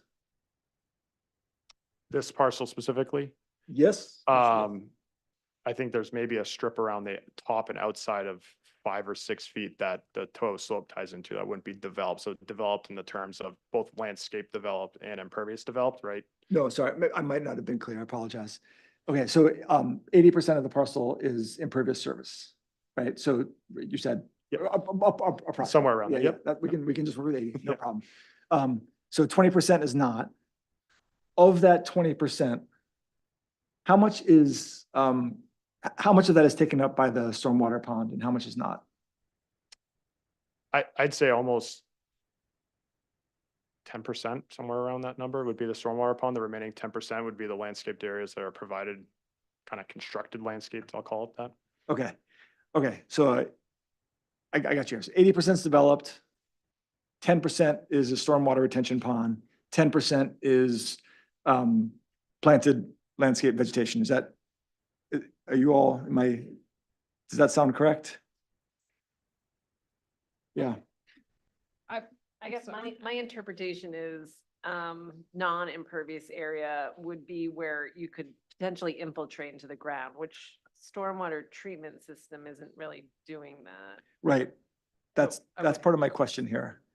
But I haven't had a chance, I guess, to hear what Right. Borough Palmer has to say about kind of how they're calculating it. So in the landscape ordinance that was approved on June 6th, they no longer have that area. Okay, Wasn't specified and we're in the wording in our ordinance, but now we've kind of closed that loophole. Okay, Does that make sense? it does. It Okay. does. Absolutely. Yes. It makes sense to me for sure. And so what is the new standard? The new standard for How much can be, each zone has its own impervious cover. And Yep. so the Downs is 85% with an average of 75% with an average of 85% for the Downs. okay. And that does not include the stormwater retention pond? Correct. Okay, so it might, Can't count, well, it depends on what the stormwater detention pond is made up of, right? So Yep. if it is, but it can, what I was referring to is the stormwater area can't count towards your landscaping percentages. okay, So you may have 85% maximum impervious cover, but the landscaping may get you down to, you can only really do 78%. okay. Because the landscaping stands alone. All right, so then from a 20,000 foot standard, does this plan meet our expectation for the town? Relative to what we're talking about right now, impervious services? I have not reviewed it to that depth. I don't review the plans to that detail. But I would say, given the nature of what our impervious cover is, and it's very close because it's very high. And as a point of clarity, the space and bulk table does show 72% of impervious, so it's a little more than Drew had estimated, but it's still upwards of 70%.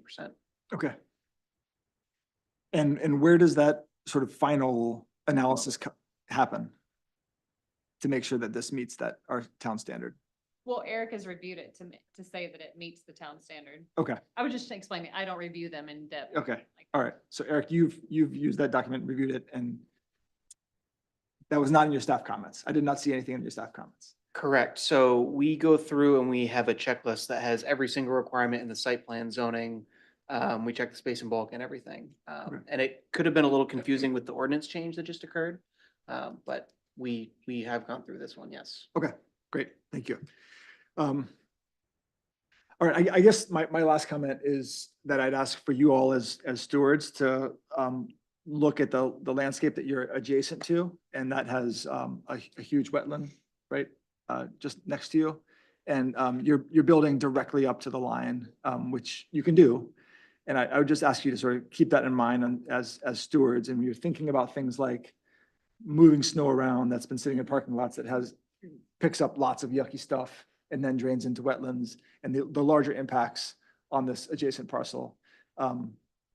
Just as you're kind of finalizing this process, to keep that in mind, thinking about, sort of similar to, I think, to Rick's comments about the overall stewardship of this building in southern Maine and in Maine as a whole. And remembering both the energy component to it and the sustainability component, but also to the configuration, the landscape configuration, as this is in a pretty sensitive area. Right. All right, I'm done. Thanks. Thank you.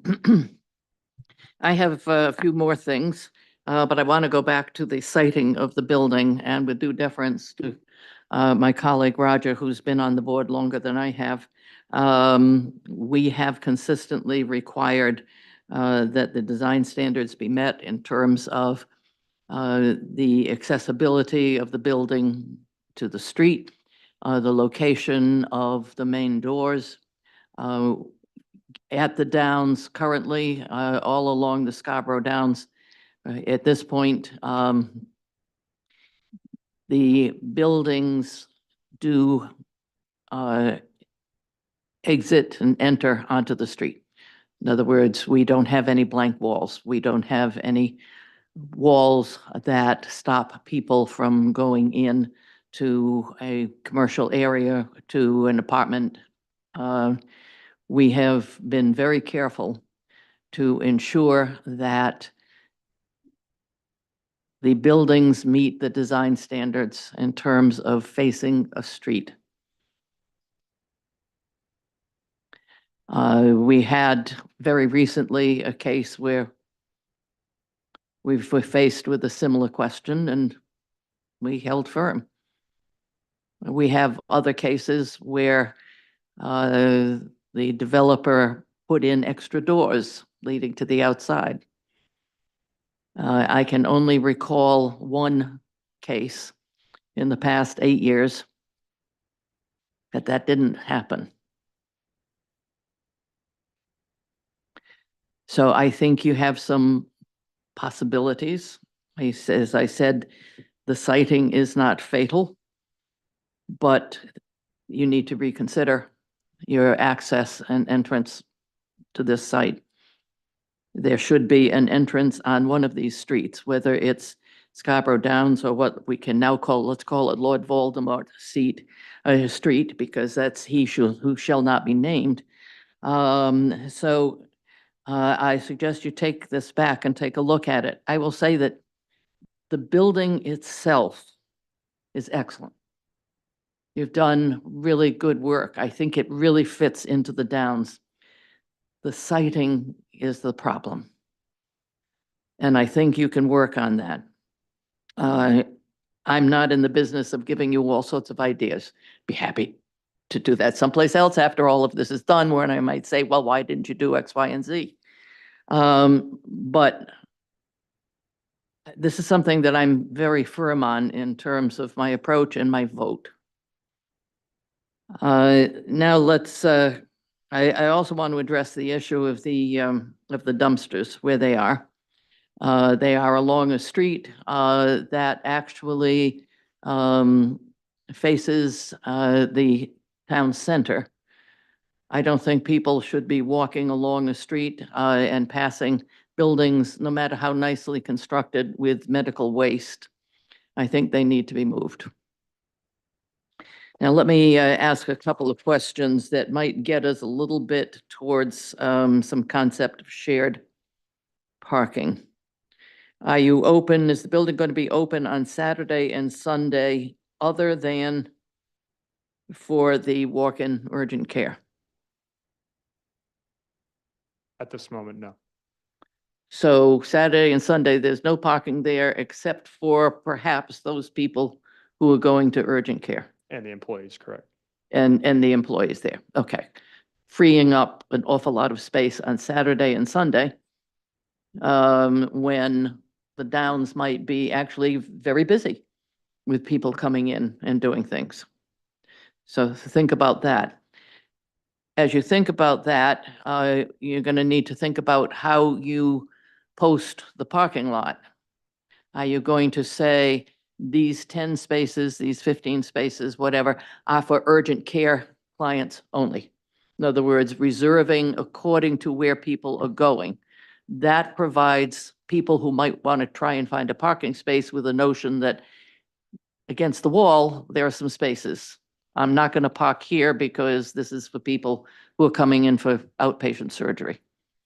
So think about how you would look at that, because you're going to have to find a way also to address how people find all of these areas within your building.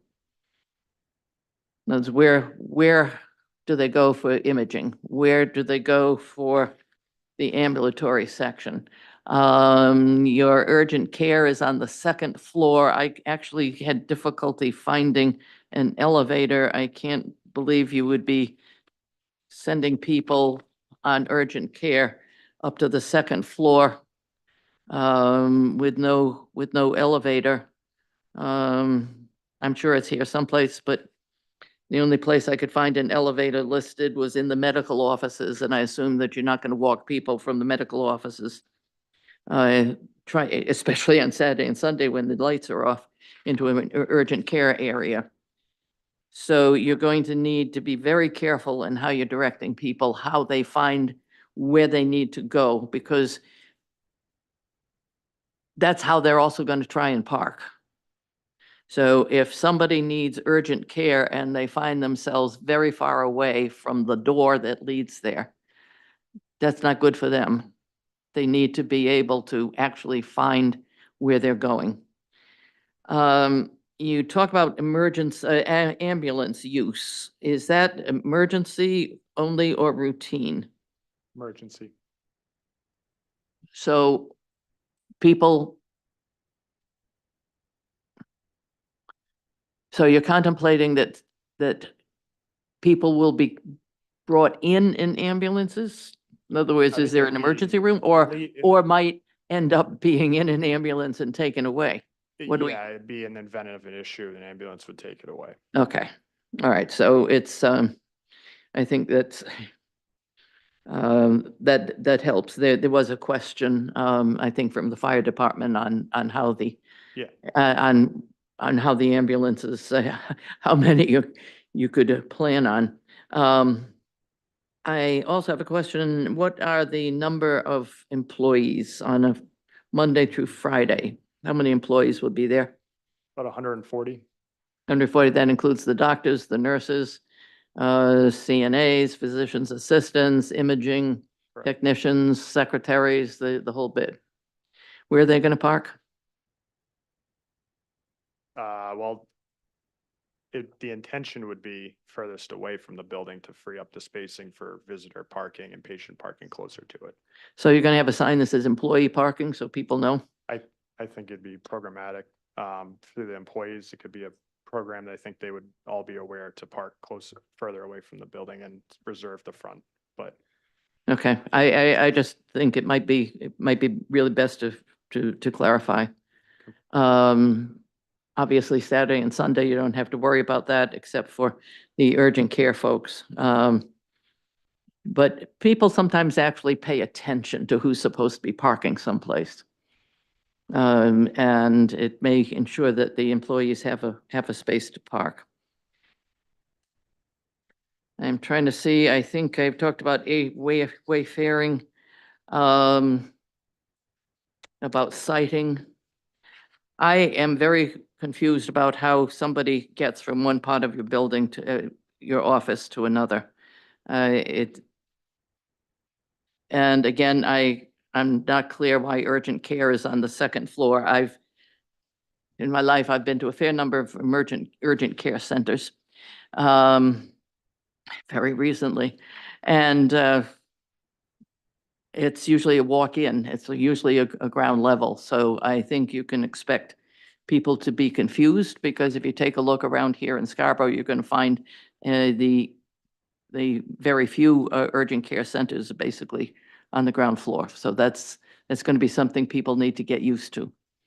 And when they really need care, they tend not to really notice details, but you're going to find them wandering around trying to figure out how to get in. So it's going to be very important that you have the signs on the building directing people very clearly on how to get places.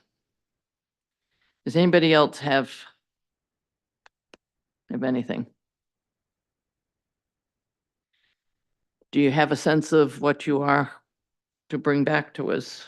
yeah, we certainly appreciate the comments and the siting of the building. We understand what you're saying. We've attempted to design the building to engage with the street, what the ordinance says, and we're certainly happy to revisit that and make sure it's engaged. Oh, and please take a look at the rest of the buildings that are already built and see how they, in the downs, and see how they engage with the street by actually having doors.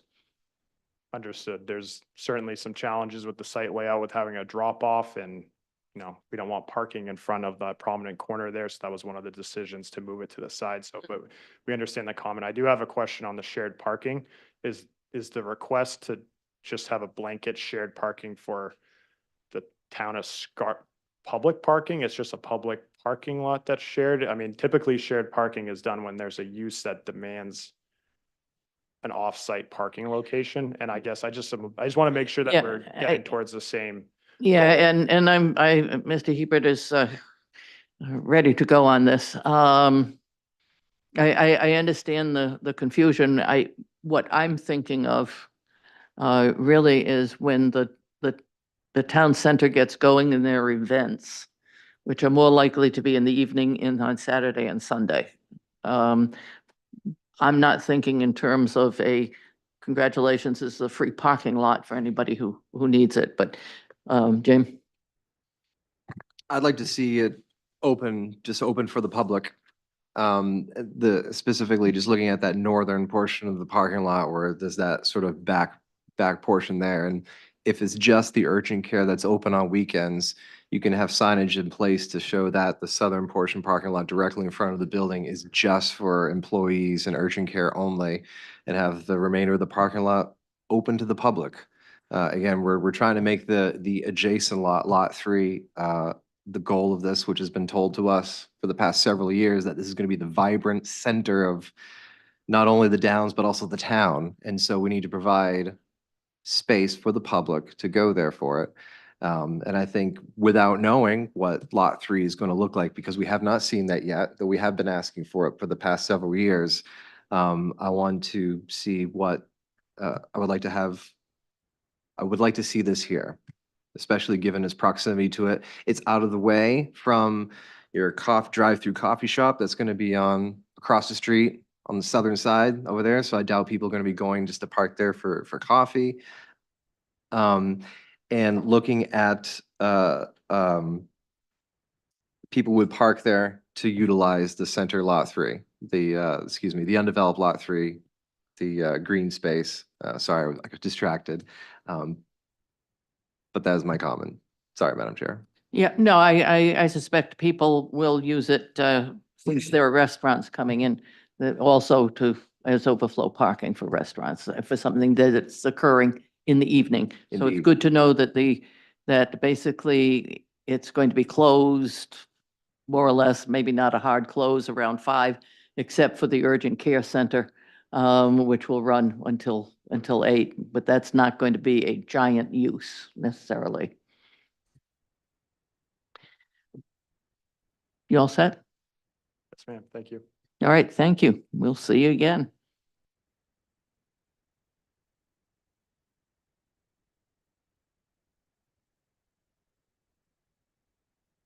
It is 8:30. It is time for a 5-minute break. I use that clock on the wall there to determine what 5 minutes is.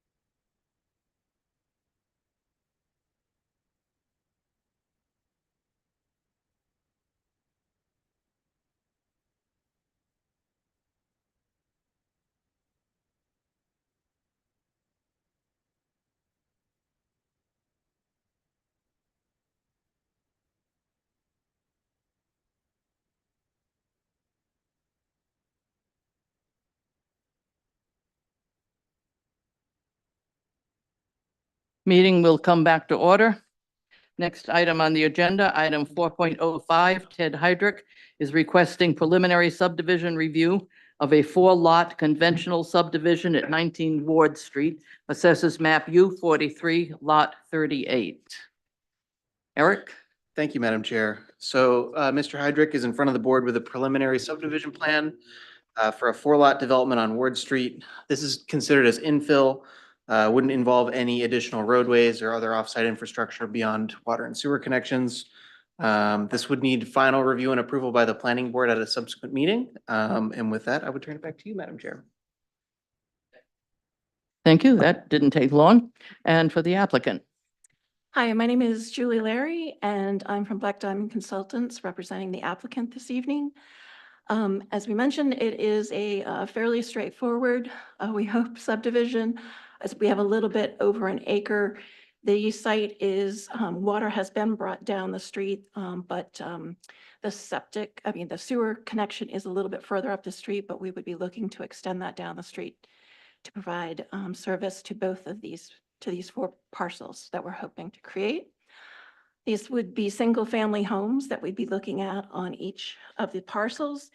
And there is an existing turnaround that was on the site prior to the street being extended, and we will be working with the town to divest of their interest in that piece of the property, since it's no longer needed for emergency services. How do I share screen on here? Okay.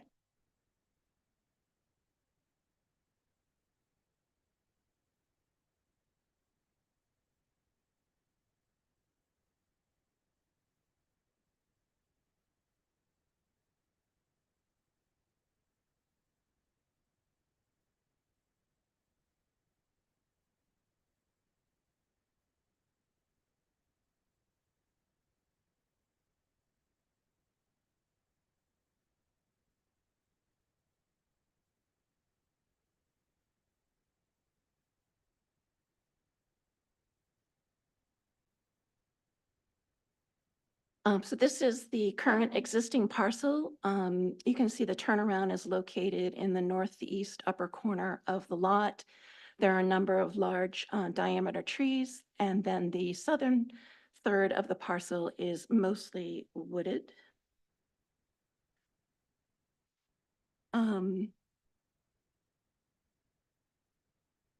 This is our proposed general layout for relatively evenly divided lots.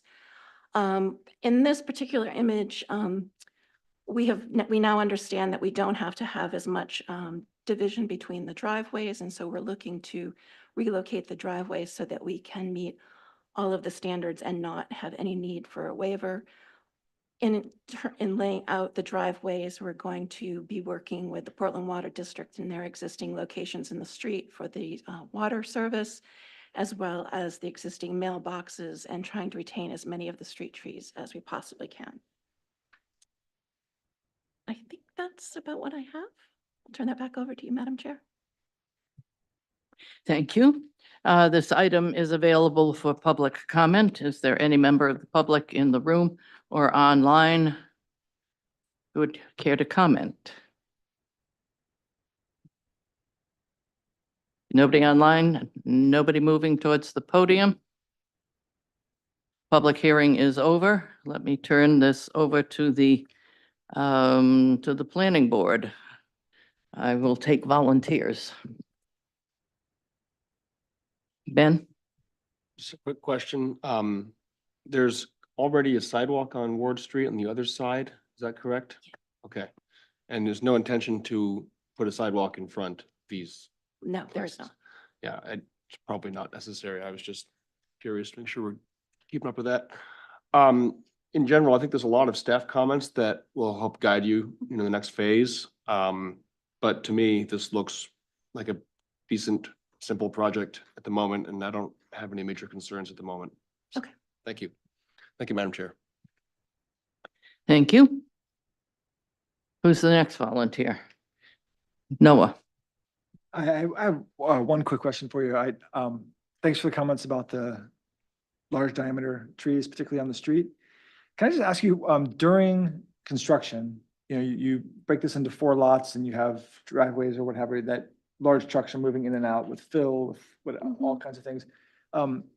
How in that process do you effectively kind of protect the root system of those trees from getting crushed? Well, there's a couple of things that you can do that we've worked on in other projects that I've been involved with.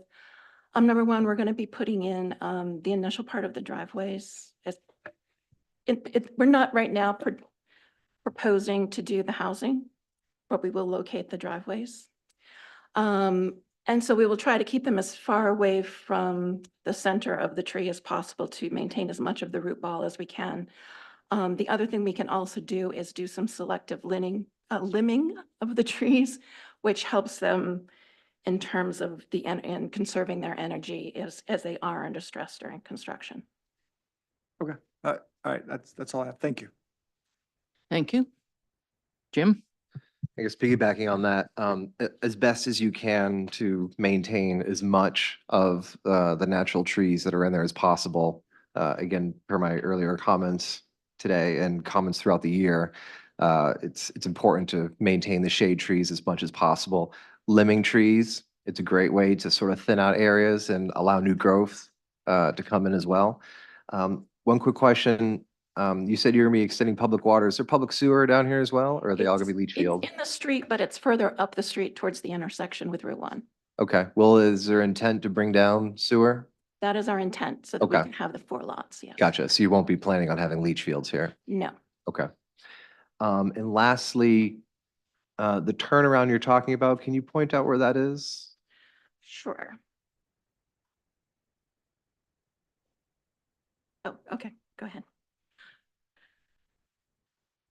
It's right under where it says preparing live stream.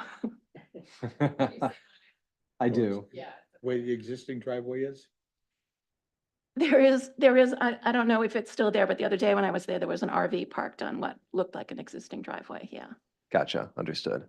I mean, I think this is a logical place to have new developments and new homes here. I mean, what else is this particular area going to be used for, would be my comment. So I see no issue with this as long as you're meeting the staff comments and being cognizant of trying to minimize the amount of down trees as possible. Those are my comments. Thank you. That's our intent. Thank you. I noticed Mr. Heydrich has raised his hand. Am I correct in that? Yes, and I've tried to promote him twice and he's declined, so I'm not sure what to do with that. All right, Mr. Heydrich, if you really want to talk, I'll try. you've got to accept what Angela says.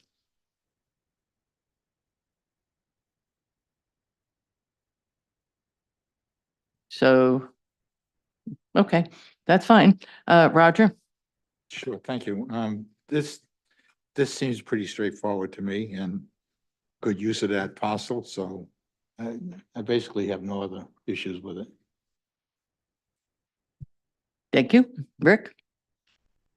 Yeah, I would say continue working with the staff here as you prepare your final plans and get ready for the building of 4 single-family homes. I can't see a better use of that land, and it's owned by somebody, so do a good job, work with staff. We will do that.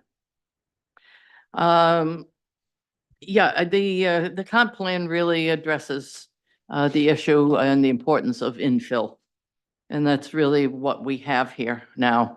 It is infill. It looks to me to be gentle on the land. And it brings more people into the Oak Hill area, where we have now the ability for people to walk, to go to stores, not necessarily by getting into their cars. So I think it's very appropriate. Just please confirm to me that you no longer want those 3 waivers that you had asked for. That we will, once we finalize where we are going to put the driveways, I can absolutely confirm that, but our intention is to remove the ask for those three waivers. Okay, but if you find out you need it, you just put them back in and come back to us, okay? I have nothing to say. It's really strange. Let me, I do have a draft motion.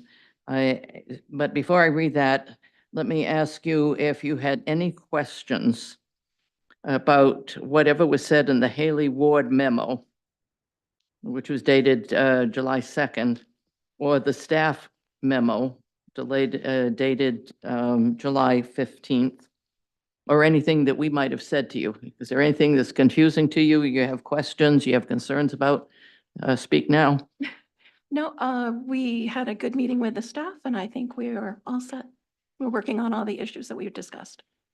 All right, in that case, I have a motion. The Hydrick preliminary subdivision review. I move to approve the preliminary subdivision plan of Hydrick subdivision proposed by Theodore Hydrick Jr. The project is depicted in plan sets prepared by Black Diamond Consultants dated 6/13/24.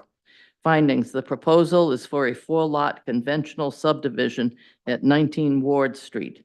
The project does not involve construction of any roadway.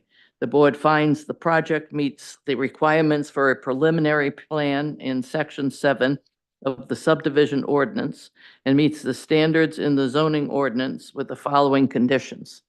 Conditions, update the final subdivision plan and application as follows. A, address comments in the staff memo dated 7/15/24. B, address comments in the Haley Ward memo dated 7/2/24. Address planning board comments as discussed at the 7/15/24 meeting. Do I have a second? Second. A second from Roger. Doreen? Rick Manking, Yes. Roger Bailey, Yes. James Hebert, Yes.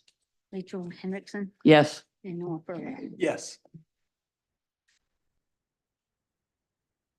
Congratulations. Work with the staff. They're your best friends. Thank you very much.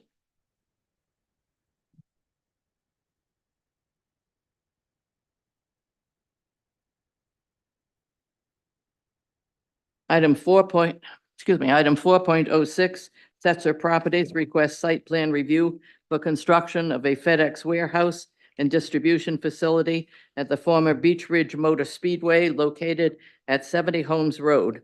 The project will include a 30,560 square foot warehouse, 5,818 square foot office space, 3-bay maintenance shop and parking area.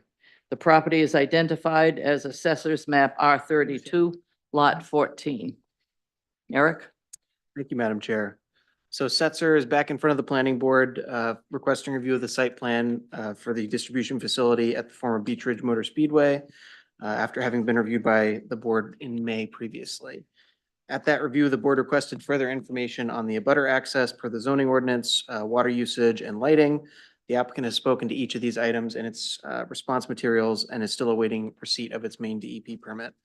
With this in mind, further review will be required. And I would turn it back to you, Madam Chair. Thank you. And for the applicant? Good evening, Madam Chairman, members of the board. My name is Owens McCullough, civil engineer with Sebago Technics, here tonight on behalf of Setzer Properties. If there's a way to promote me to presenter, we have a PowerPoint. I'm looking at Angela. Under Matt Orr, not Owens and not Amy, Matt Orr. Sorry about that. I wanted to keep it interesting.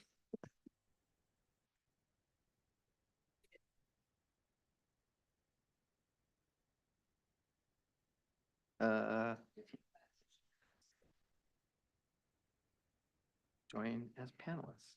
Perfect.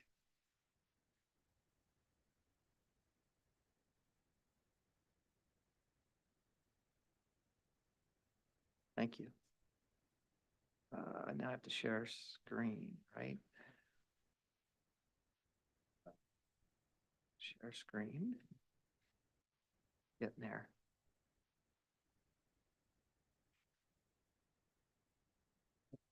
this? Thank you. Why it doesn't show the full screen, but Amy, did you start this as a power? Because it's funny how.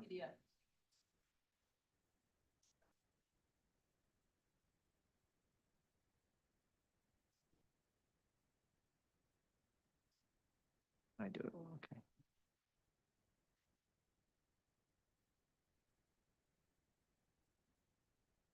There we go. Thank you. Sorry about that.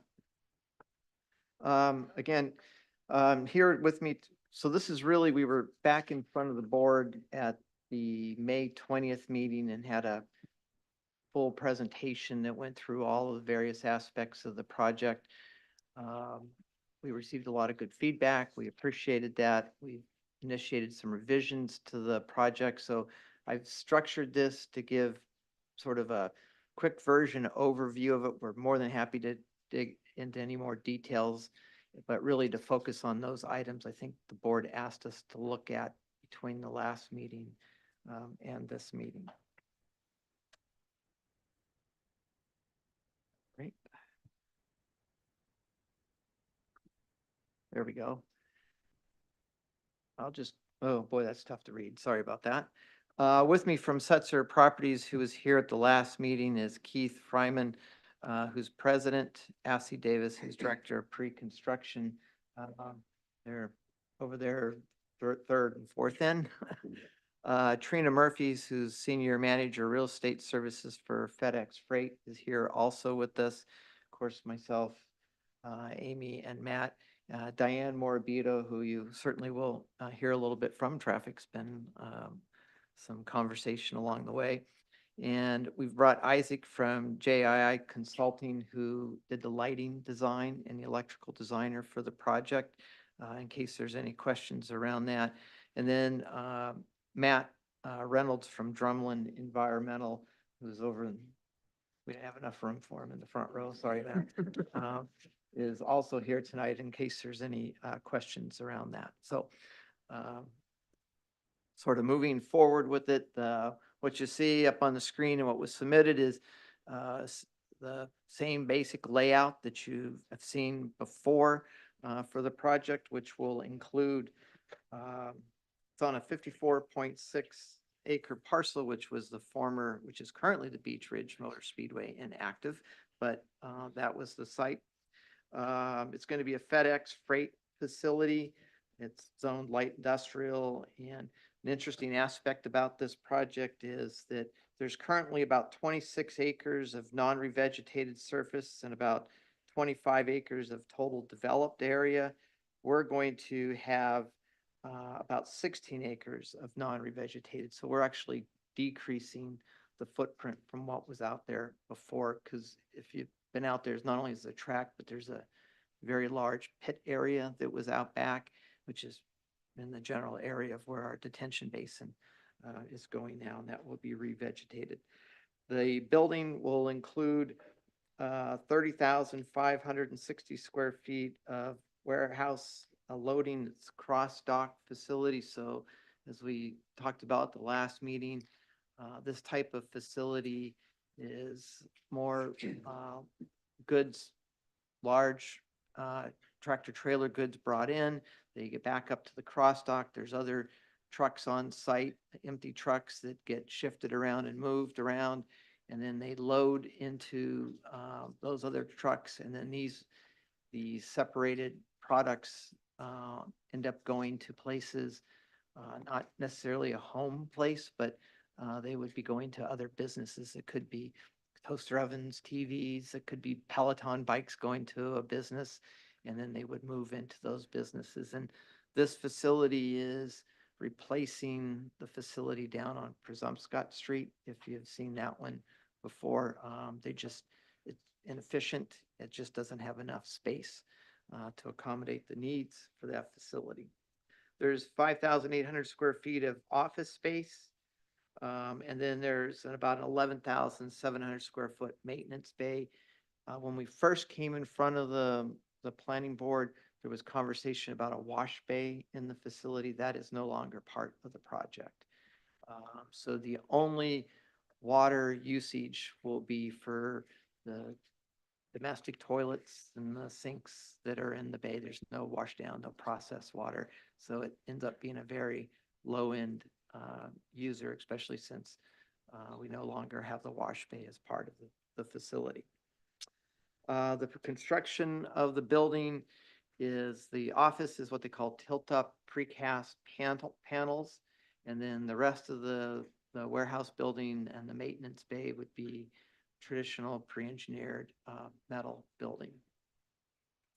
There'll be elevated loading docks up and down on both sides of the site with parking for empty trucks and staging vehicles on each side, plus a maintenance bay where trucks and tractors are dropped off that need to be serviced and maintained on the site. The building height to the eave is about 17 foot. The maintenance bay is slightly taller, about 21 feet. Employees, it's designed for 100 employees on site. Initially, there would be about 50 employees, but it's expected it would go up to the full employees, which is how it's been designed and set up for the site.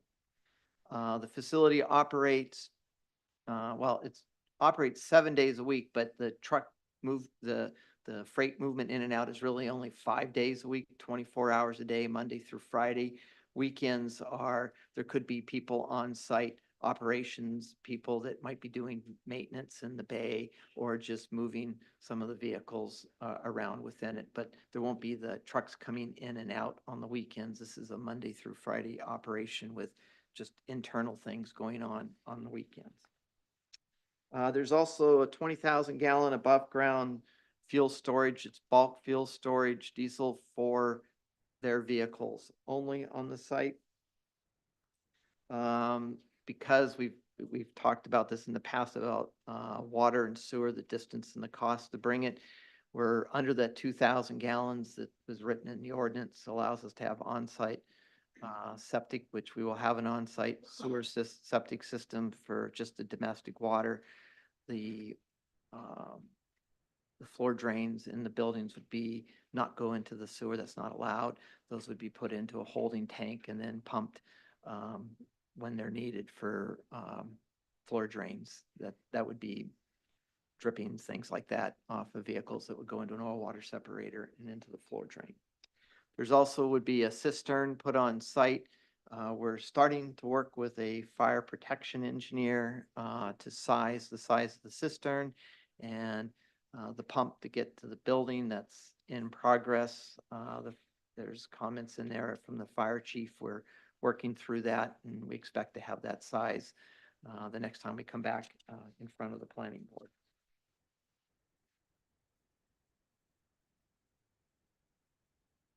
As part of the project, we were asked to look at a connection in which I'm sure Eric can talk to better than I can on this, but we're on the plan that let's see if my cursor shows up, not very well, but up here on this upper end, we've showed a potential easement for a road connection to the abutting parcel. It's written in the ordinance that we look at that option. But it's also written in the ordinance that the town wants to try to preserve 1 acre or larger in wetlands. So no matter if an access is provided through our site to the back, it would require some wetland impacts, tree clearing, and to get to the back. But I think it's more of a town decision at this point whether we can provide the access.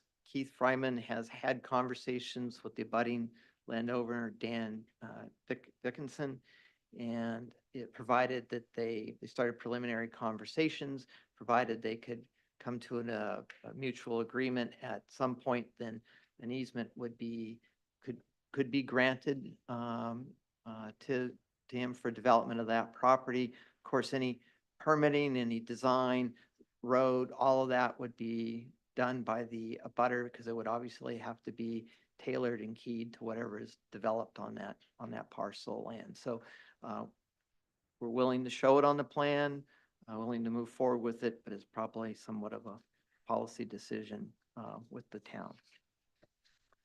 Moving on through a couple of other items. One of the things we had offered to the abutters on Two Rod Road was we offered to review their wells, sample their wells, and have those wells tested. Out of the folks that we reached out to, we had three of the residents agreed to that. Matt Reynolds, the hydrogeologist from Drumlin Environmental, completed that work. Inspected the wells. They're driven point wells, and one is a shallow dug well. Matt had the water quality tested on those wells. It came back good water quality. We mostly checked for any potential petroleum hydrocarbons, things like that, that might come off of from the prior development of the site, and they came back pretty good.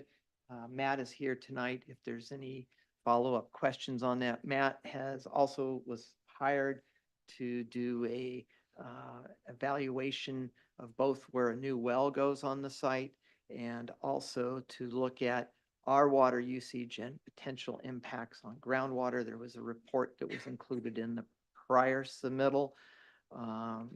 Basically, that report came back and said that it's a low water use, it's a large site. Since we're infiltrating most of the water back into the ground from our drainage system, that he does not anticipate there would be any adverse impacts on those wells.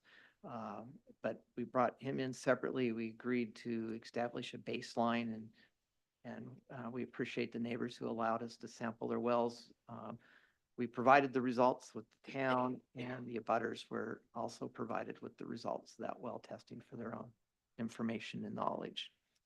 Stormwater management on the site will involve a infiltration basin along Holmes Road, a constructed gravel wetland, sort of in this area here, sort of mid area of the site. That constructed wetland provides water quality treatment, cooling of the water. Then we'll also use a portion of parking lot for the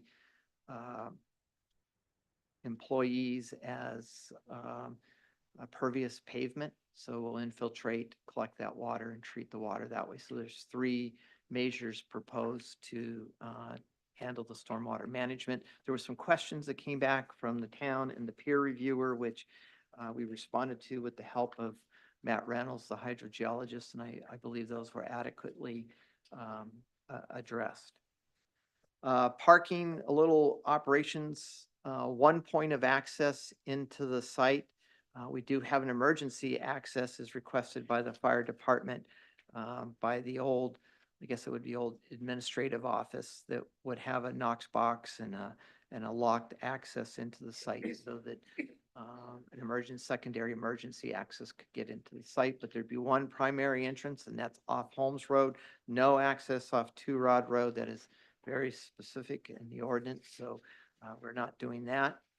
And then there's a very aggressive landscaping plan around the site, which includes a continuous landscaping along Holmes Road. Whoops, I did not mean to do that. Well, this is what it looks like, but that wasn't what I meant to do.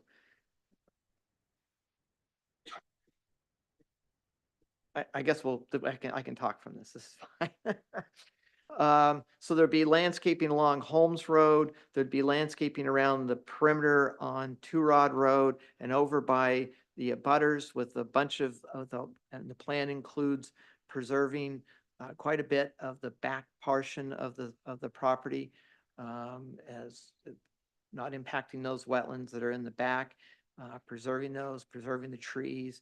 I believe there was some notation by Eric in his staff review, and we agreed to that.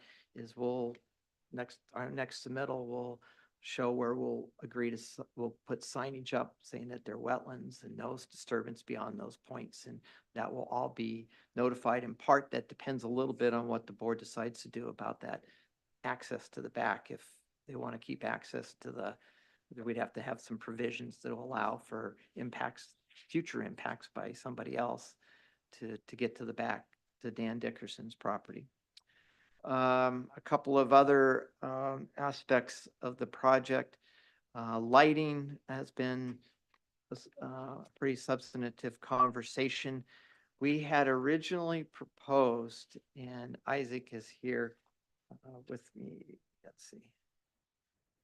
Isaac is here tonight, but we had originally proposed to seek a waiver for heights of the poles that is described in the ordinance.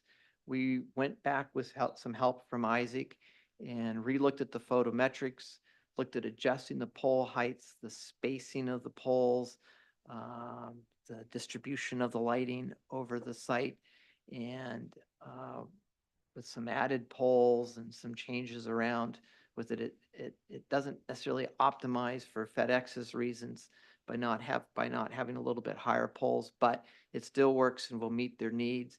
So we can stay completely within the ordinance. No waiver requested on that. And that's what's been resubmitted. And Mr. Hebert accurately pointed out the last meeting, I think it was 5,000 kelvins. It's down to 3,000. And I've exhausted my lighting experience. That's why I brought the electrical engineer. So if there are more specific questions, Isaac's here to answer those questions for you. I want to talk about the road frontage along the front. We're proposing to put in a left turn lane into the site. And there's been Diane Morbido's here, who's been diligently working back and forth with Bill Bray, the town's peer review engineer. And Diane's going to come up in here in a minute to sort of talk you through the traffic and what's been discussed and worked out among the traffic. But we will be constructing a turn lane.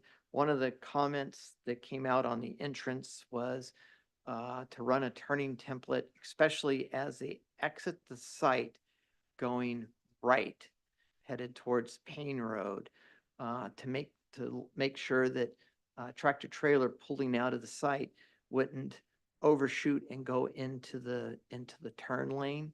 So we ran that with the turning templates, and it demonstrates, it was a good exercise. It demonstrates that to achieve that, so that especially if somebody's sitting in the left turn and somebody's wanting to exit, we don't want them conflicting with each other. So it does suggest that we need to widen out that radius, which we are proposing to do, which actually dovetails into we are asking still for 2 waivers. There is a requirement in the ordinance about the width of the access roads. We are requesting a waiver to allow us to go to 44 feet. And this graphic actually kind of demonstrates why we need the wider access roads, just for that access road for the trucks that come in. So imagine if you had 2 tractor trailers passing each other, especially with the turning movements, and in that short distance, we need to go with a wider access road in that, and running the turning template helped with that. There is a second waiver, which has to do with the employee parking lot. The ordinance talks about 25 feet of width in the parking lot. We are asking to go to 24 feet only, and because it's not intended for public, it's for the employees only. Many traditional parking lots are 9 by 18 with 24-foot aisle widths. It's more than adequate for the purposes of this project. And again, it's for the employees only. It has a side benefit of reducing the amount of impervious surface, although a little bit, but it does, and it's functional, it works. So that would be the second waiver we would be asking for. And again, lighting waiver is off the table. And I think I'm going to ask Diane if she wants to come up and talk about traffic, because I'm not going to do that. How do I advance it? Just Enter. Don't hit any of these other buttons. Yeah, not yet. Apparently I did that. So still working through the traffic components. There was a second traffic peer review done, and I've responded to that last Friday. I don't believe you have a copy, but I'll walk you through some of it. We had originally proposed a 100-foot left turn lane into the site. It doesn't meet the warrant for a left turn lane, but we knew Bill Bray wanted one. He still wants to see 200 feet of left turn storage. We're now proposing 150 feet. He was concerned that if you had two large trucks at the same time, that it would take the 150 feet. The numbers that we're projecting for the trucks and based upon the counts that were done at Presumpscot Street, you're not going to have, it's very unlikely you're going to have two trucks at the same time. But in any case, we're proposing to increase that to 150 feet in case you did have two trucks at the same time. But the town peer reviewer is still asking for 200. So that has to be ironed out. We are proposing to increase the northbound left turn storage on Payne Road, turning onto Holmes Road by 100 feet. Again, there'll be extra trucks in the traffic stream. We will be adding to that movement. So based upon all the modeling we did, 100 feet of additional storage would more than accommodate the full build FedEx volumes 20 years out. We are proposing to rebuild Holmes Road as they requested within basically the limits of the improvement, which is basically the whole frontage of the site pretty much. It's short, it depends on whether you have a 200-foot turn lane or a 150-foot turn lane, but pretty much rebuilding the entire section of Holmes Road within those improvement limits. The impact fees come out to be $35,540. We agree on that. And relocation of the Holmes Road stop line, we've talked about this before, 25 feet back so that those big trucks can take that left turn because they can't do it now. So those are the mitigations that pretty much we agree upon and we're proposing to do. Just enter right.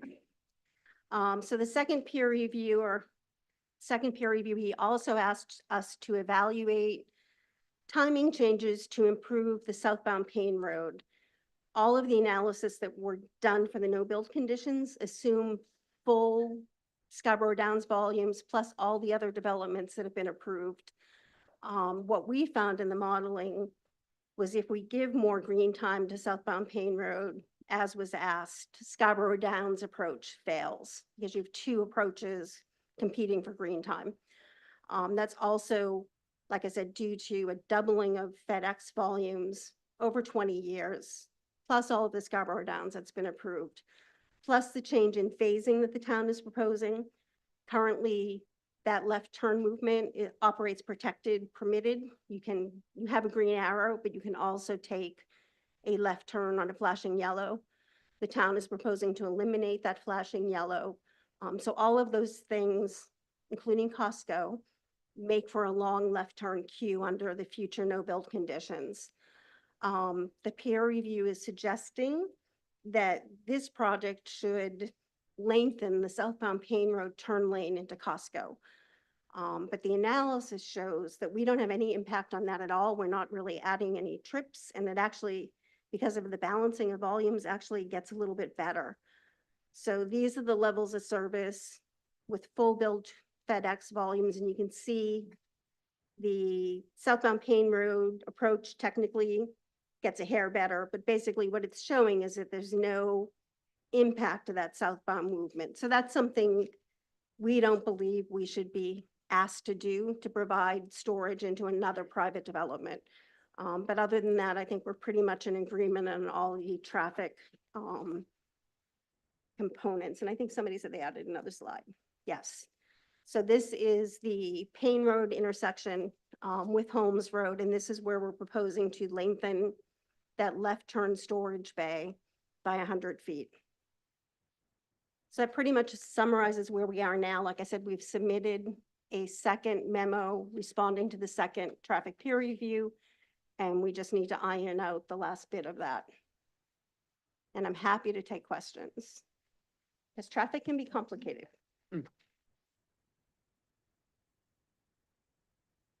But Thank you. Do you have anything else? yeah, you can. Okay, thank you. Thank you, Diane.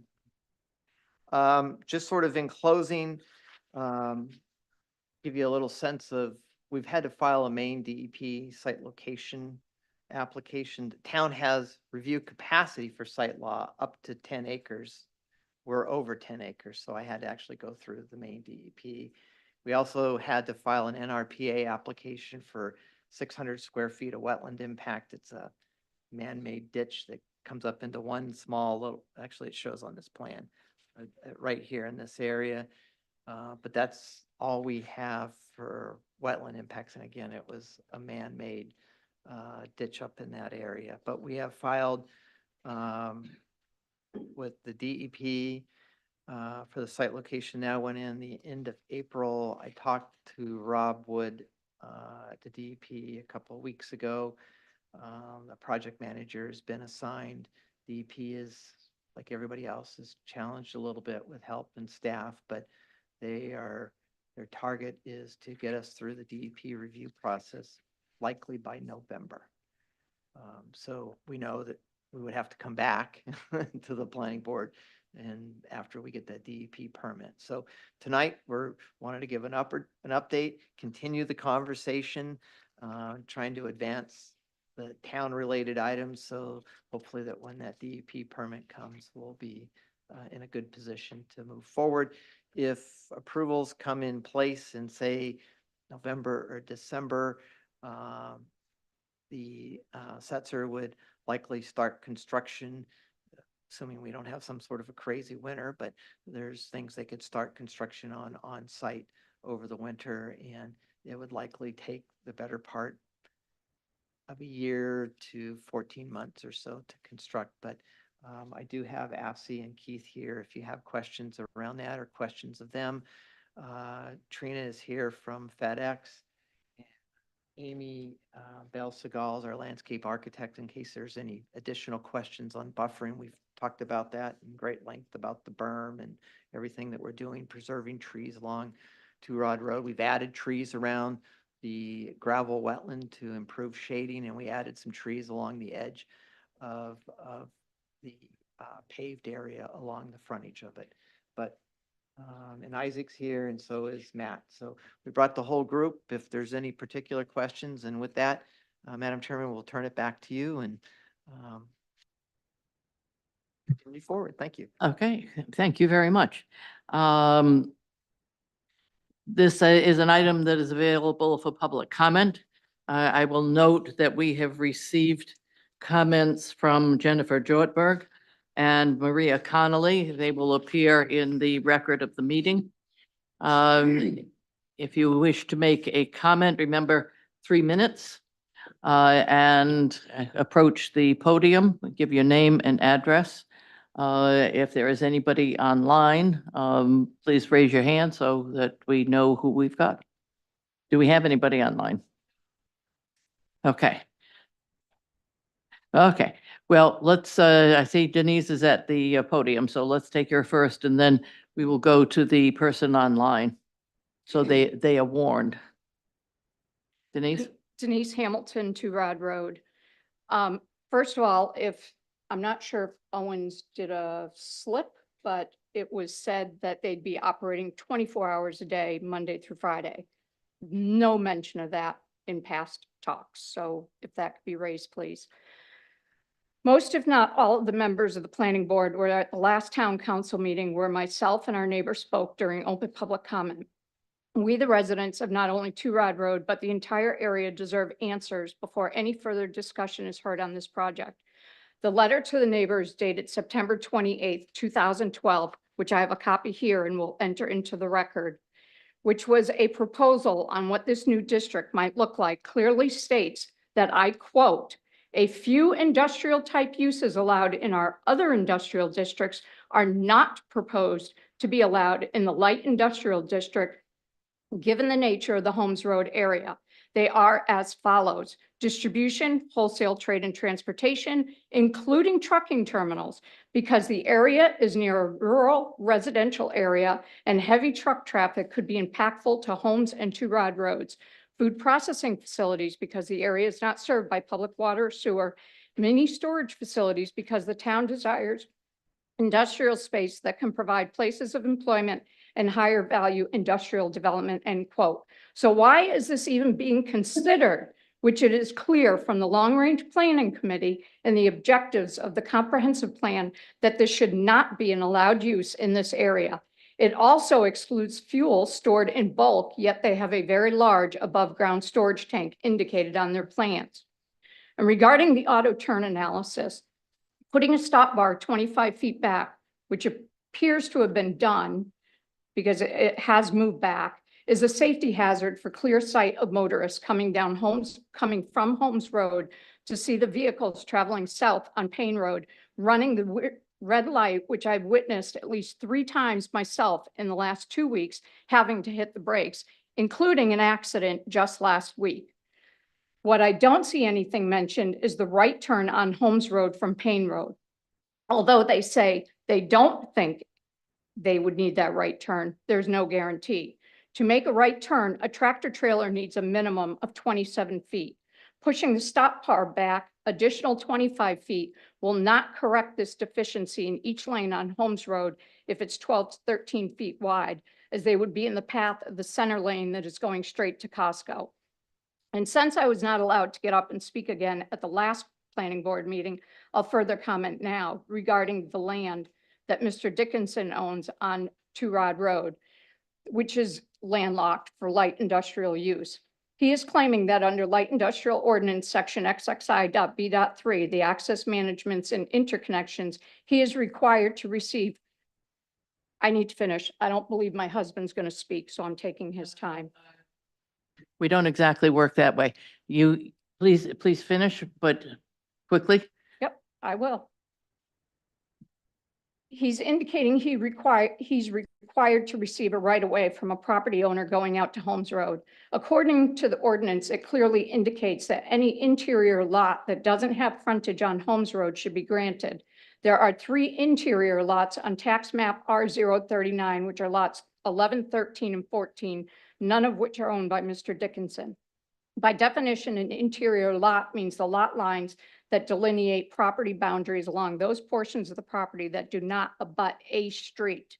His property, which is on tax map R032 and our lots 022 and 22A abut Two Rod Road. His lots are only landlocked from light industrial use and can still be used under the RFO.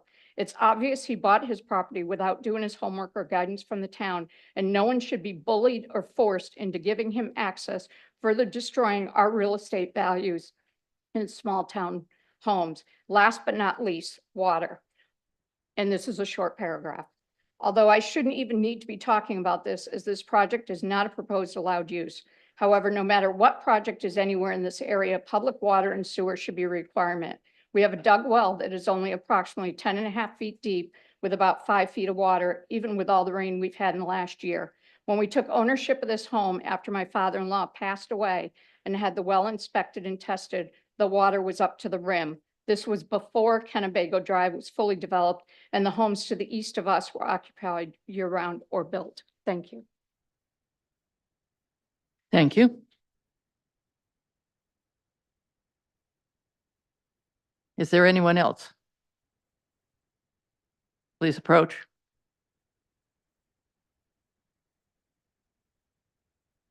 Good evening. My name is Don Hamill. I live at 3 Bay Street in Pine Point, and I want to do 3 things. First of all, a word of thanks to you, the folks on the planning board. This is hard work, and you're here long hours, and you have an agenda item like this at the end of the day. And I know you would probably want to be someplace else, but so thank you very much for that. The second thing is a lament. Sitting here this evening, I do it with a heavy heart because it seems like it's not really a fair fight, okay? So you really have a very constrained role. You're only certain things you can talk about. And it seems that seldom, if ever, you really get to the heart of the matter and are really able to have an impact like we would like to see. And we have individuals in neighborhoods versus large developers. And, we get 3 minutes here and there and they get the floor and the best thing I've heard is you can give them recommendations on revisions to make to a site plan. The final thing I would like to do is make an appeal, and it's several-fold appeal. First of all, an appeal to the public to speak out. to come to meetings like this and tell people how you really feel. And not only about how things are changing in town, but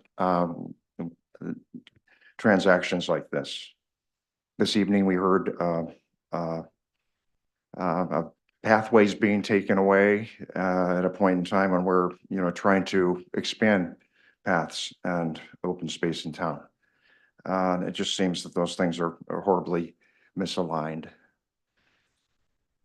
And the final thing I'd like to say is, well, next to the last, I'd like to make an appeal to the applicant.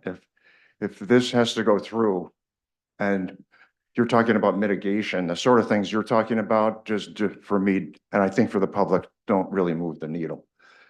You're talking about smaller areas for trucks to turn around in. You're going to be giving us bigger turnaround areas. I mean, seriously, you're a huge company.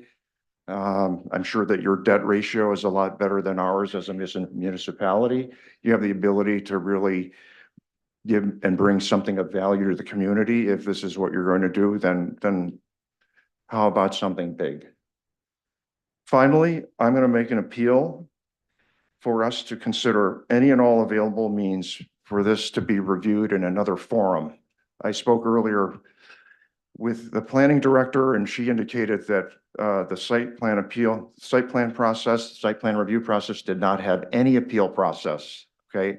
And I understand from the chair that that was not the case. So I'm going to make an appeal to our elected representatives to see that this be taken as a contract zone application or amendment process. Thank you very much. Thank you. Is there anyone else? Yeah, I'm Richard Pelton, and my property abuts that property that they want to build on. And I went to that meeting, that zoning meeting, that they changed that land, all of our land, from commercial land to light industrial. And the reason being, because there was no sewer and water for bigger companies to come in. And we was under the impression that something like this would not come in here because of this paper that I have from that meeting, what she read. And I got lost here. But this was not supposed to be on there because of the impacts of our land and the people around it. Thank you.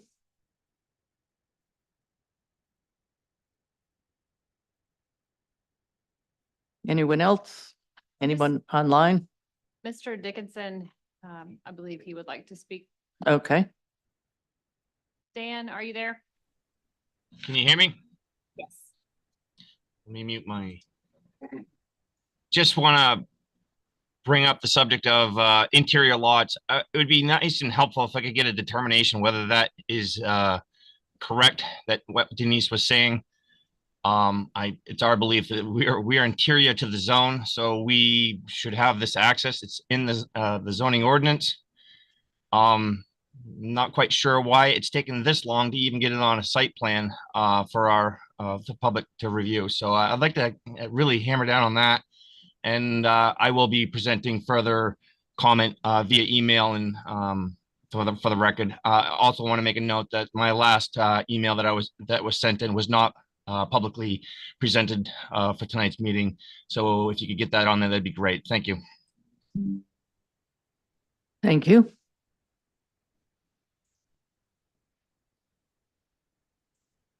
Dan, are you still there? I would like to ask if you were referring to the email you sent to me. Is that the email you would like to be distributed?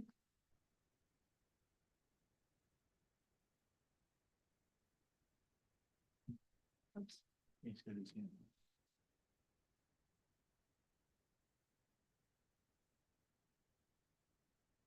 He appears to have raised his hand, so.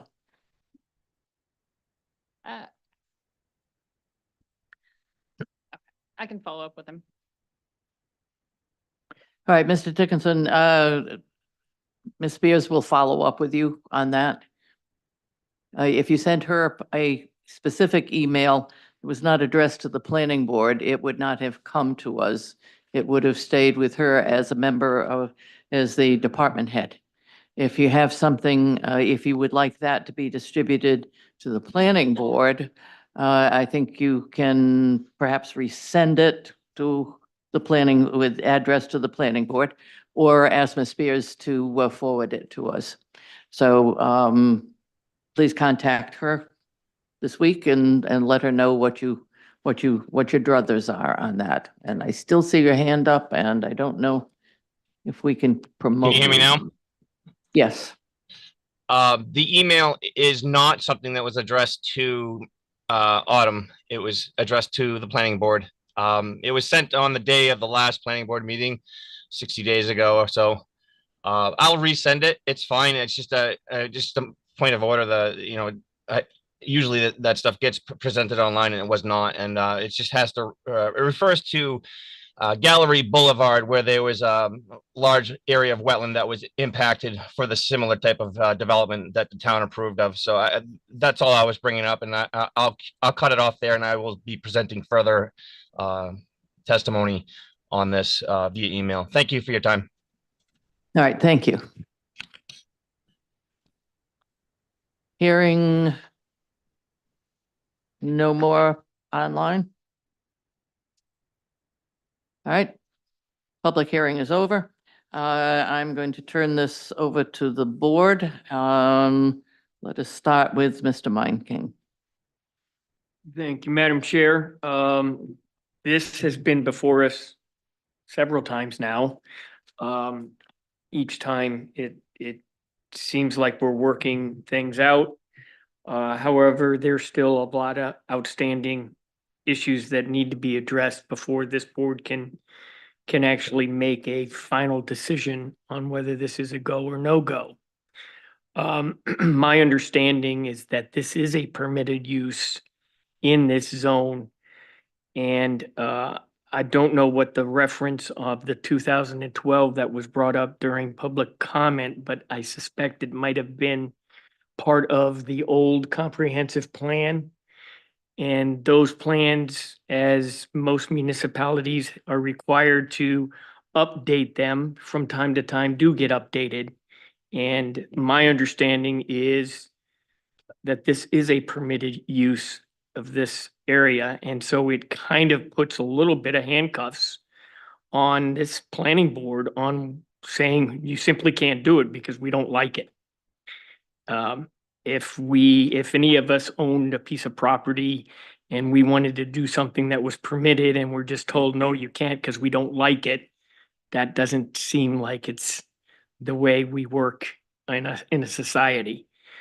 So while there's a lot of things that are going to have to come back to us, I've spoke about this project. There's been a lot of back and forth between the applicant and the town staff. It seems like things are moving so that a cohesive project can be brought forward to us and we can deliberate on the merits of that project. At this point, I'm not ready to indicate my intentions. I want to see if it gets the DEP permits. I want to see if it does meet all the ordinances. And I will certainly do my due diligence to ensure that ordinances are followed. If a waiver is needed for something, it needs to have a sound basis for that waiver. And safety is certainly something that makes waivers a little bit easier for me to say yes if it impacts the safety of the site. So Madam Chair, well, I thank you for letting me go first. I really don't have much to offer the applicant in a way of direction other than keep working through the issues. And we'll see where it goes. Thank you. Thank you. Roger. Thank you. It just seemed like a little over 2 years ago, we were having a very serious debate about a coffee shop out on Bridge Street. And there was nothing else out there. That was the big deal. And the whole area has just exploded in the last 2 years. And it's still with hotels going up and everything else. And you know, and I've listened to the concerns of the abutters. And I feel that the applicant has really addressed all their concerns. I know they're still upset about it, but I think they have addressed their concerns. And one of the concerns has been traffic on Holmes Road. That first surfaced a few years ago with a housing development further out that I noted at a previous meeting. It's not going to get any easier. And the one thing I would say is, I know you mentioned just compromising at 150 feet for a left turn. I think I tend to agree with Bill Bray on the 200 feet because that road is going to be such a challenging road. It's not going to get any easier. So I think everything else about the project looks pretty good.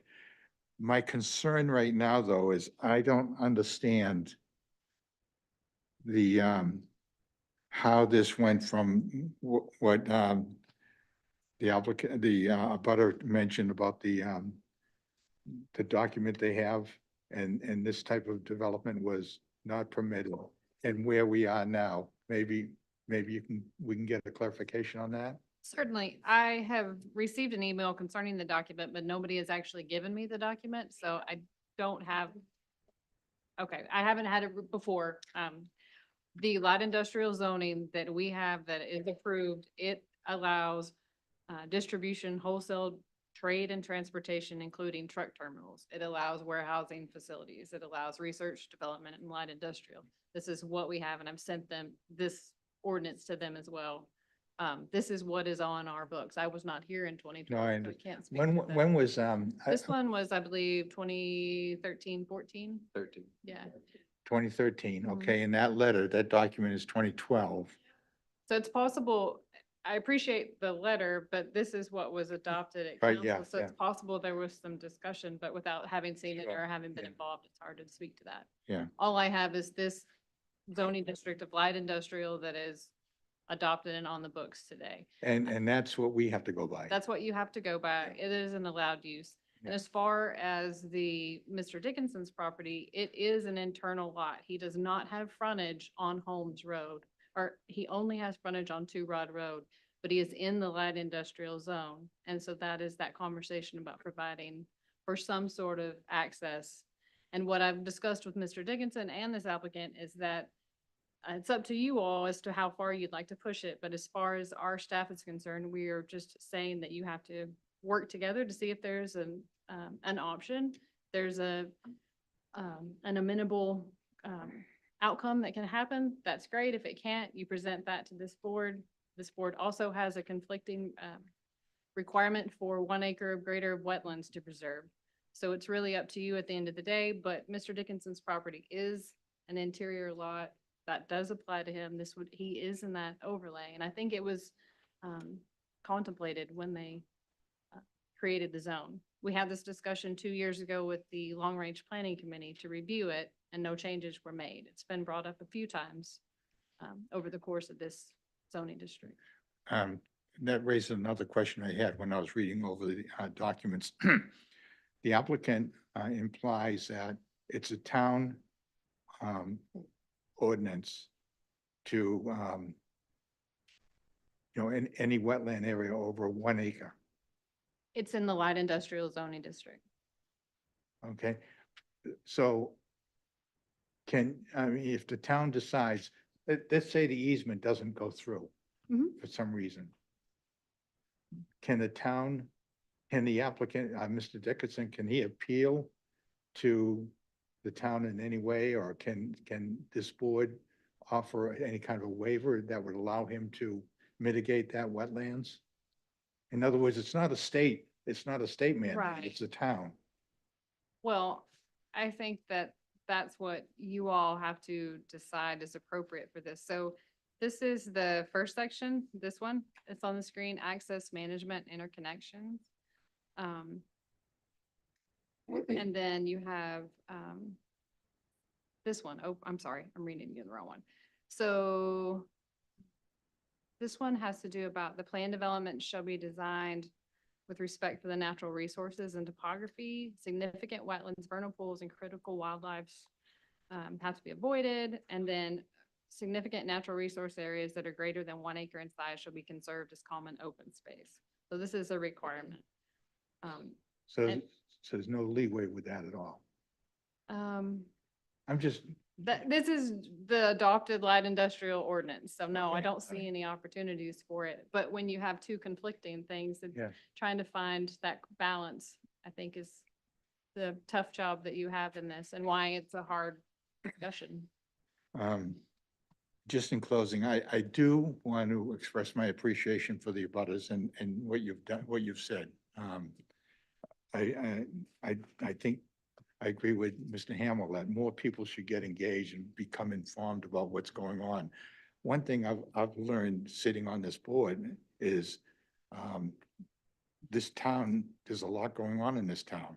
And people live next to places that are going to be developed and they don't pay attention. I'm not saying this is you folks, okay, but they don't really aware of what's happening. And the next thing they know, something's going up next door to them and they're not aware of it. And they get upset about it. Well, it's important to stay, abreast of what's happening in town.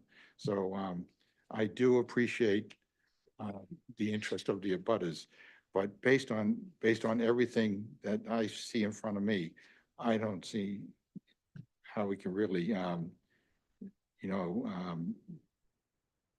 not, reject this or anything like that. We still have questions going forward.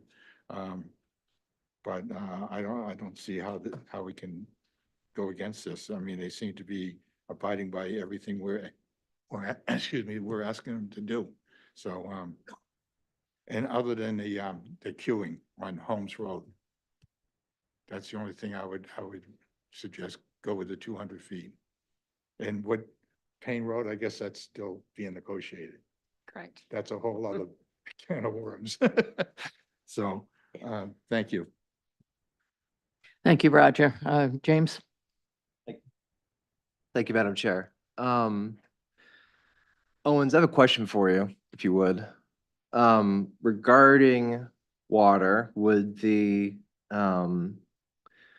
water testing for quality is great, but the concerns that I have been hearing throughout this entire process are water levels in their wells. If I recall, one resident a long time ago said they had a point and not a jug or drilled well.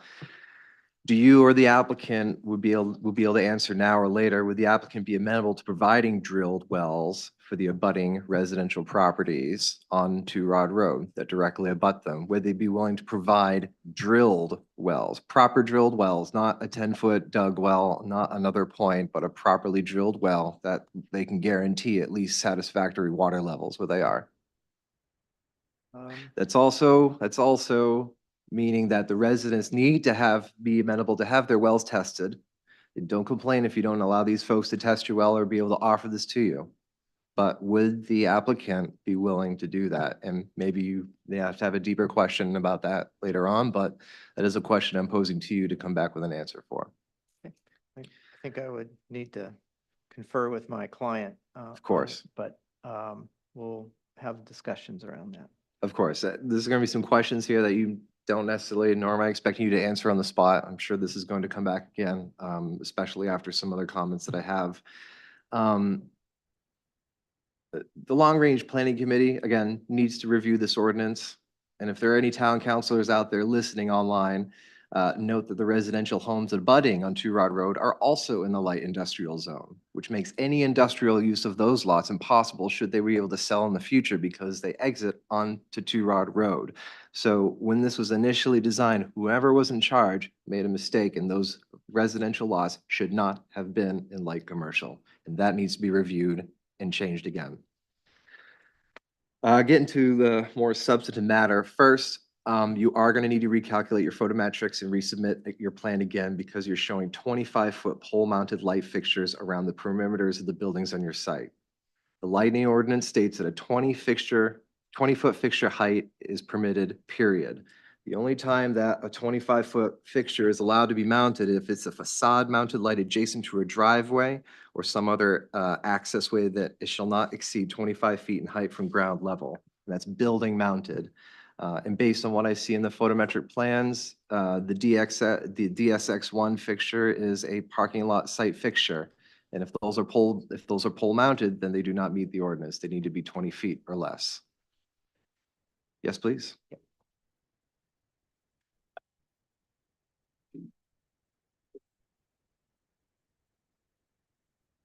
So the fixtures that you're calling out are actually building mounted. The DSX has the ability to be a building mounted fixture and is adjacent to the drive of the trucks alongside of either building coming into the shop or the dock.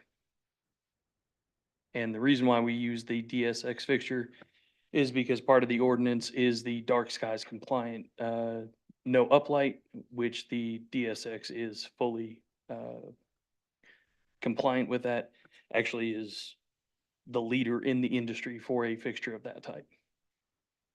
I've specified this fixture as well, and I understand it's a good fixture, but I've only ever used it as a parking lot fixture, pole mounted parking lot fixture, and not mounted a parking lot fixture that's typically been pole mounted on the side of a building. So I would, It has about 10 different mounting options that comes with it, that several of which are building mounted options. okay. At our meeting on May 20, I guess, speaking on the photometrics, I'm looking at the lower corner that abuts the Peloton residence. There's a 0.01 foot candle level that's listed there in the corner. And there's a bunch of 0.0 foot candle levels. And then we get to the point where at the fence line where there are photometric readings there again. Why is it 0.01 right at the boundary? I know you'll need to Let look me at pull it. up the drawing real Yeah, quick. I'll give you a moment to do that. Another point I have is, So if you're looking at it plan view wise real quick, is it yep, I'm looking at the plan photometric plan. south, plan east, like It's where's- plan south, look at the Richard Pelton residence. I there- apologize, I don't know which residence is which. It's the one that's it's the one that's, it's the corner one that's the closest to the facility. Okay. It's the first house on Two Rod Road, if you're turning onto it. So if you look at those, if you look at the perimeter around most of his property line, or at least half of his property line, I see 0.01. Now, I understand that that is very, very small, but I don't understand why that's there. And why, why is it 0.01 there? And there's a whole bunch of 0-foot cantilevers mentioned, and then it goes up again where the actual fixtures are. So I'd like to have that looked at, and I'm not sure why those are there. So I'd ask you just to please check that. It's probably because your exterior perimeter is at 3 feet off the ground, not at 0. Which is standard for when you're doing a perimeter. It's anywhere between 3 feet to 10 feet to do that property line assessment. If you'd like me to lower that down to 0 feet to match the rest, I can do that.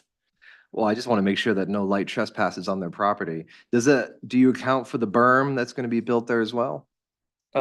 Actually, I do not account for the berm. So there would be even less light that would come across there. Okay. But the ordinance, I do believe, is 0.05, correct?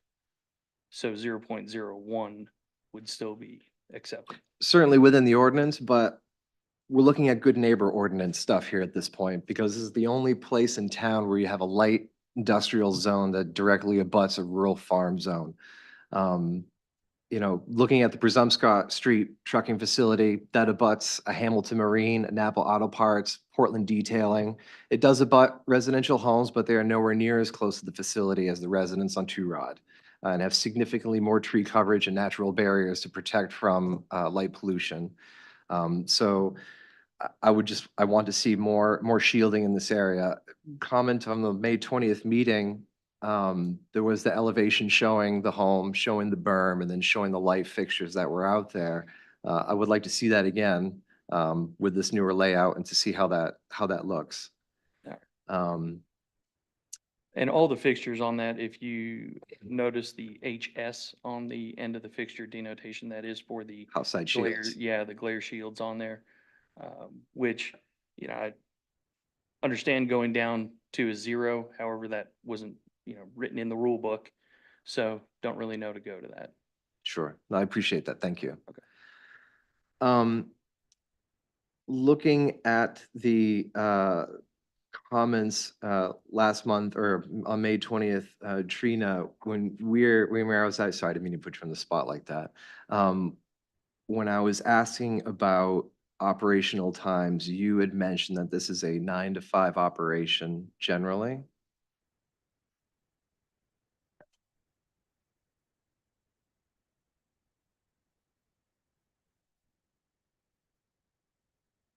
I don't recall, our operating hours were pretty well defined within the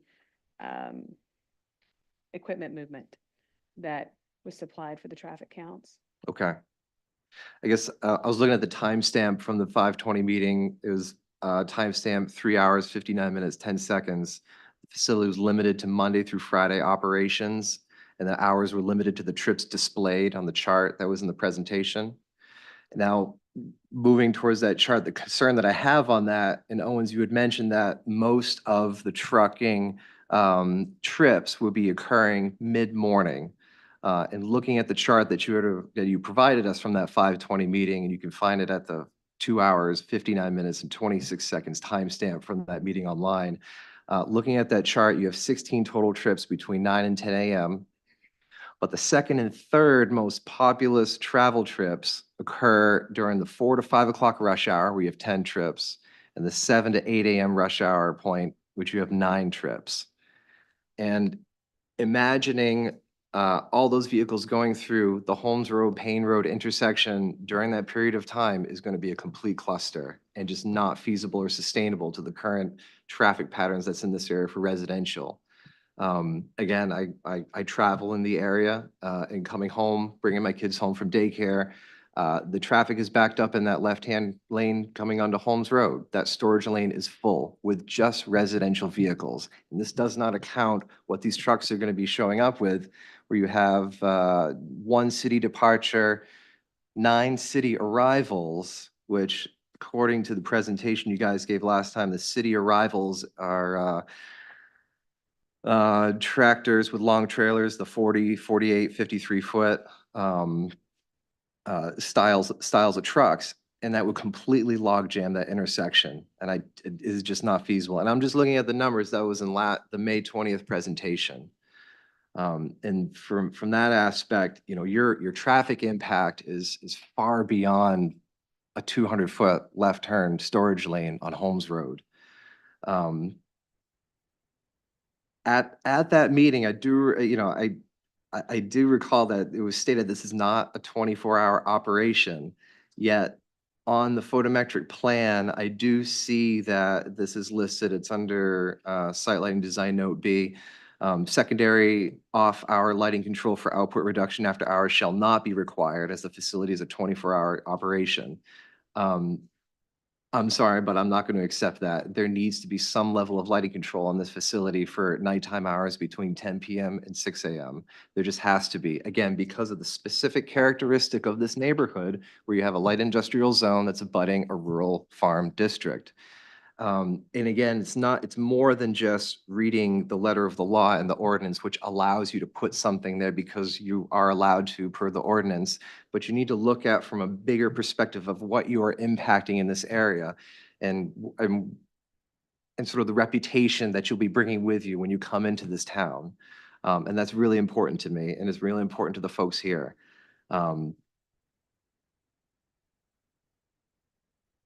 We haven't had the need to request separate lighting calculations for off-site, off-hours photometrics from other applicants, but due to the nature and repeated issues with this photometric plan and questions that we've had, I want to see a layout in photometric calculations showing reduced nighttime light levels.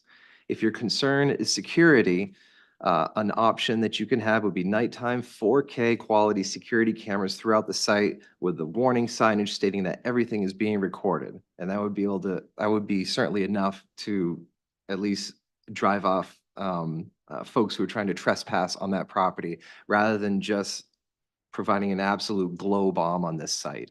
Because too much light here is just going to ruin the entire characteristic and character of this entire neighborhood.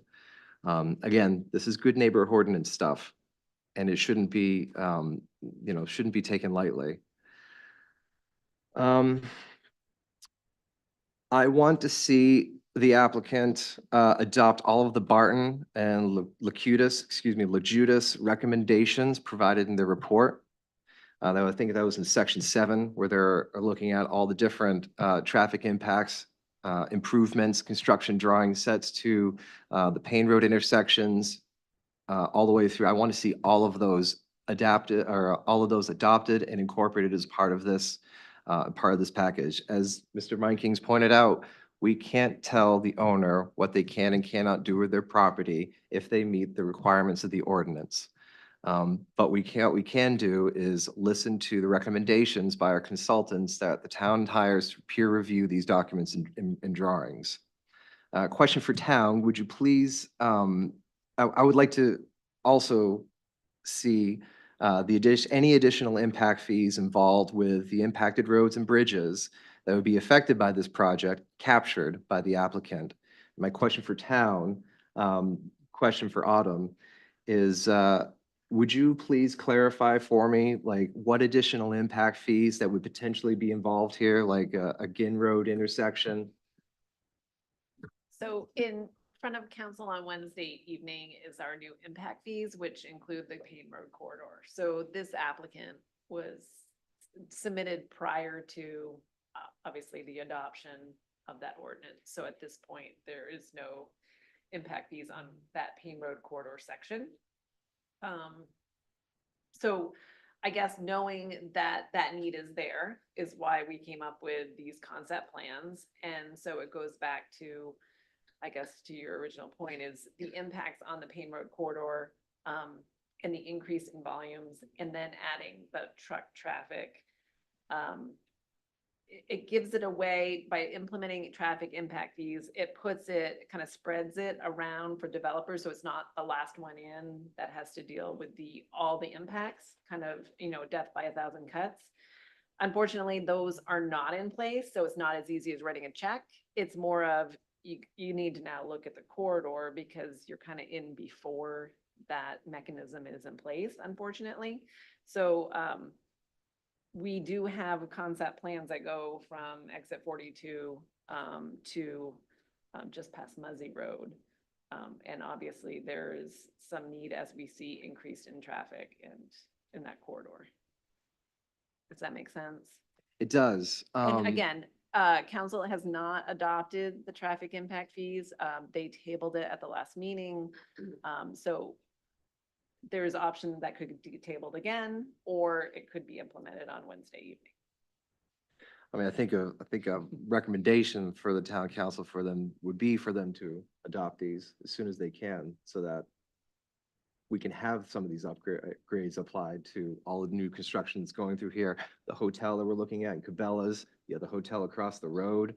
The Downs hasn't even completed its construction yet, or its complete build out. And I think that if this project were to go through, they should be as participants in this community, be able to contribute to that as well. Looking at the B&L report, which is published online for anyone in the public to read, we've seen a significant increase in vehicular crashes at that very intersection of Holmes Road and Payne Road. And this isn't just a statistic just to say, well, this won't happen to me, or just sort of pass this along. The traffic is only going to get worse there. So again, I want to reinforce and reemphasize that this applicant should adopt all of the traffic recommendations in the Barton and Lejudas report. And if the town were to approve at their next meeting, newer impact fees from the town, that those be included on this project as well. That would be my recommendation, in my opinion. And that's all I have for now, Madam Chair. Thank you. Noah. Oh, man, this is an overwhelming to me. I've really, this project is gonna, if it moves forward, is gonna just dramatically change the quality of life to the residents of that area and the intersection that we're talking about around Payne Road. And I'm finding that really overwhelming. I realize that, you know, the applicant is in their right to apply for this, and I honor that, and that's our job to review it. But it, yeah, just thinking about the, you know, what's the benefits to Scarborough in the quality of life, and the relative to the impacts of quality of life. That's a really challenge for me to think about, and I really want to thank the folks on the planning board really listening to your thoughts on this. Aside of the, I guess I have two very kind of specific comments to the applicant. Both are the exact same comments I've made previously, which have been ignored. One, your planting list is, has lots of non-native species. Please work with our town staff. They are prepared and eager to show you appropriate plants that can be planted there. The second is, I think, a little bit more of a laissez-faire attitude about the wetland that you're going to fill. You know, it's sort of like, oh, well, humans created this little wetland, and so we're just going to fill it. It's all good. It's felt a little bit like I brought this up last time, and it was sort of the same attitude. And I guess I have an inherent discomfort with that, is that these wetlands serve really functional values in nature, in ecology. And I realize this is a facility that has a lot of impervious surfaces, but I guess I'd really like to see the applicant kind of address that issue. It's still filling wetlands. And yes, it's under an acre, and so it is permissible. I get that. I understand the ordinance. But I'd like to see the applicant really sort of address that specifically and sort of think about, okay, we're doing this, so because we're doing this, we're going to do this, whatever that is. I don't feel it's necessarily in my role to make that suggestion on how to deal with that. I'll stop there. Thank you. Thank you. Ben? Thank you, Madam Chair. I'd like to once again thank the public for their comments and perspectives. It's really important as a discussion for the town in general. And I'd like to thank, you know, my fellow board members also for, you know, this is a difficult job that we have to go through this stuff. I don't know if anyone's prepared to speak to the 24-hour-a-day thing. What I recall from a previous discussion was that there might be one nighttime truck going through, but you know, periodically. But that would, to me, seemed like we could meet what James was discussing about having a, you know, dimming of the lights most of the time at night, and then maybe you turn them on when the truck comes in or something. I guess I have a question. I'm not sure that can be answered now or not, but I appreciate that, you know, by removing the wash bay, you reduce some water usage, which was already low, but some of the trucks or some of the vehicles on this site, under my impression, are permanently on the site. So they're going to get dirty. How are you going to wash them? And where's that runoff going to go? You know, with the stormwater runoff, I guess, but where's the water coming from that? Just kind of something to think about. Yeah,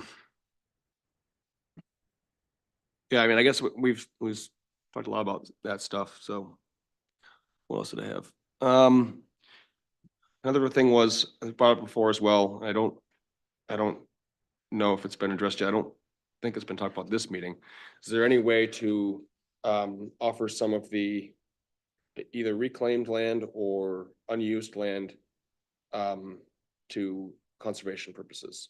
I know this is industrial area, but we could conserve some of the wetlands or conserve some of the just grasslands over there, you know, that's not being developed. That would be phenomenal, and it would really ease, it would It eased my conscience a little bit. And I guess my other comment is just sort of a general process comment, and it just seems like we're trying to be, proactive as a town by developing ordinances and stuff, but feels like we're very reactive a lot of the time, and that, we can't do anything that's not in the we can't turn something down because it's not in the ordinance, but then the ordinances get updated after something that isn't great for the town or for neighbors, or something goes through and people complain enough. And if you look at like what happened with the abutters here, they had a note saying that their properties wouldn't be impacted by, trucking facilities. And that's what they get this letter and they're like, okay, you know what, I can live with this. And then a year or two later, it's updated, and likely most of those, abutters didn't know that even happened. And then now they're finding out, 12 years later that, oh, by the way, we gave you that letter to satisfy you, but now we turned it around and didn't go out of our way to tell you that was happening. That's really comes down to communication with the town, with communication with the from the town government to the town itself. And I think it's really important to keep that in mind. And it's not a political discussion. That's just my opinions here. So I think that's all I have for now, Madam Chair. And we'll see this again, I'm sure. So thank you. All right, thank you.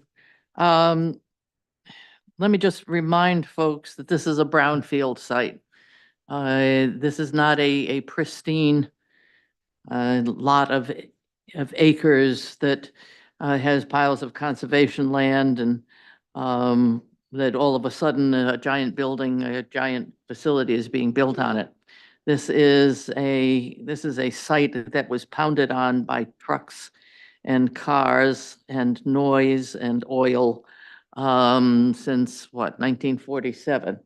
So I want to give recognition to the fact that they are building a facility that has less impermeable surface than the original site that they bought.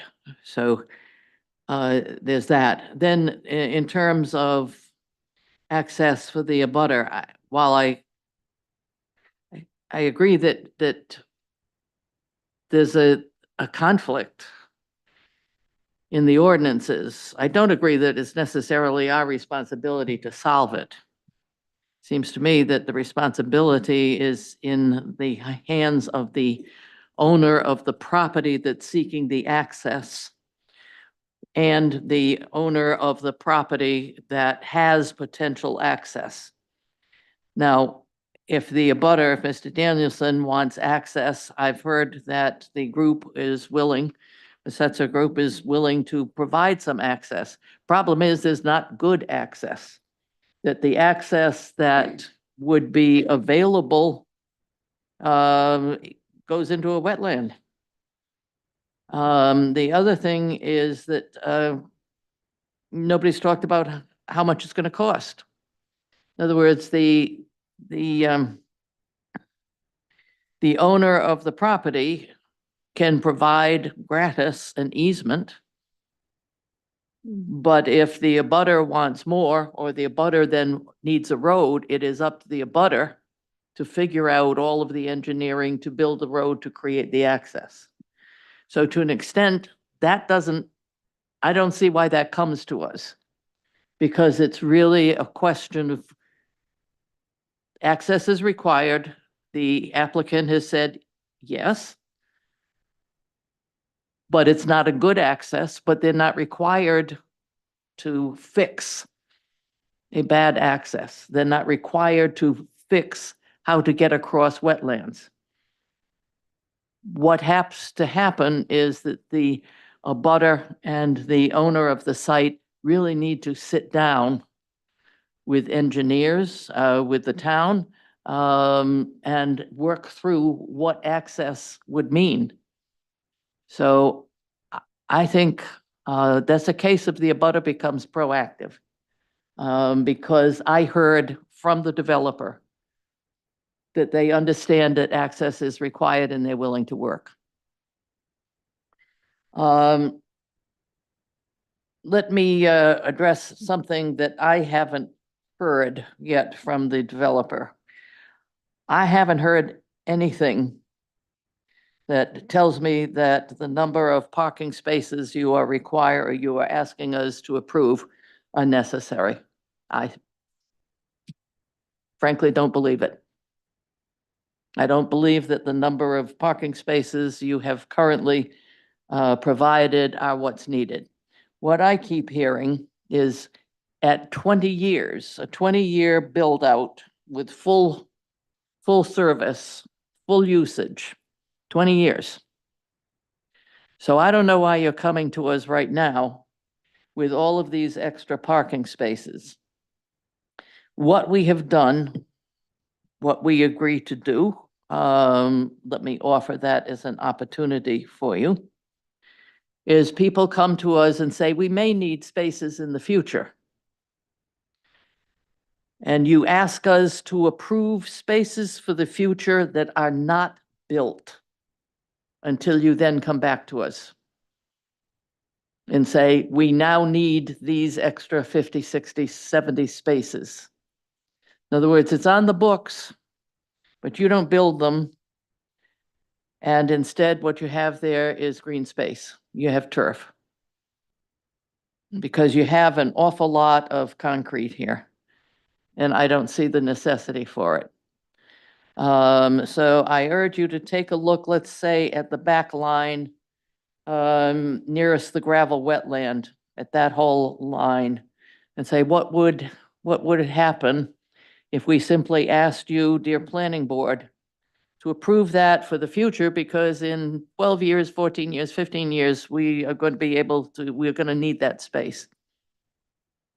But in the meantime, what we will do is we will put turf on it. We will put grasses, we will put a pollinator mix, we will do whatever we can to eliminate a large amount of concrete. I'd like to see that. That's something we've agreed on in the past. I think it's something that you might be interested in agreeing on now. Simply because I don't think you've proven you need that amount of space now. And I don't see necessarily that you've proven that you will need it in 10 years or 15 years. Now, you can come back to us and prove it.